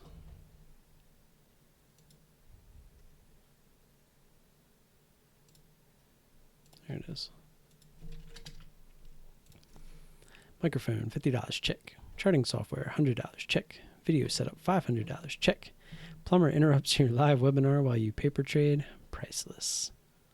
Was definitely to the moon one more time here. So I don't know if you guys watched my video from this day, but I didn't trade that day because I just didn't have any trades that day. So I ended up taking a paper trade, I think, literally just to mock Patrick. So if you go back on whatever day this was, it's pretty funny. But he gets in. Now keep in mind, look at the time. It's 9:30. It's RKDA. It's a low float stock, and he's in 2,000 shares. Now watch what he does. It's definitely had some volatility lately here. This is so funny. They're talking about crap. Do you see the crap? Do you hear him? Do you see the crap is what he said. All right, so market's about to open, and we're looking for this to pop. Market's about to open. Doing like quick tracking of the sewer system. This is a trader. Oh, okay. My Stock nephew, market. he's like doing this Twitch And he just thing. gets up Like, to play answer the games and door. get paid like ridiculous amount of money. In 2,000 shares on I gotta RKDA, do the same, but with market's trading about to was open. definitely And he a just gets wild up. one. Like I said, And then there's look, a plumber here. There's it stuff flushes. going on. He It's ends up madness. adding 2 more times. And basically, My whole game miraculously plan on holds RKDA this morning all was the just way kind up of to watch here for a and then say, like, massive get the F out washout of here at open. And then look at the I overtrading just that wanted I to, did I here. thought Look at we all could these just get a ads. big, 3 massive ads. This washout, is and then probably we get a $1,000 big each or pop to the 1,000 upside. shares You know, each. really So whipsaw, kind of 4,000, squeeze. 5,000, 6,000. The Just plumbers keep are still adding. going Like, crazy. What a you really don't terrible just do day for that with a having real money this account. emergency plumber just show You just up here. don't do it. But let's just And he break it did down it with again into here. the moon You one just more don't do time it. here. This stock's definitely had some. It cracks me up. He just tells on himself in a way. But all right, it seems like everybody's out of here, so I'm gonna get out of here myself. It was nice hanging out with you guys. Always appreciate that support. Hit the like button if you want, just for chit chats. And have a good Labor Day weekend. Remember, the market's closed on Monday, so don't show up Monday morning thinking you're going to trade, because you're not. And with that said, guys, let me see if I can do this right again. I'll give you my classic outro. Like and subscribe, guys, if you haven't already. Always appreciate that support. Questions or comments, leave those down below. And I will see you on Tuesday. Peace.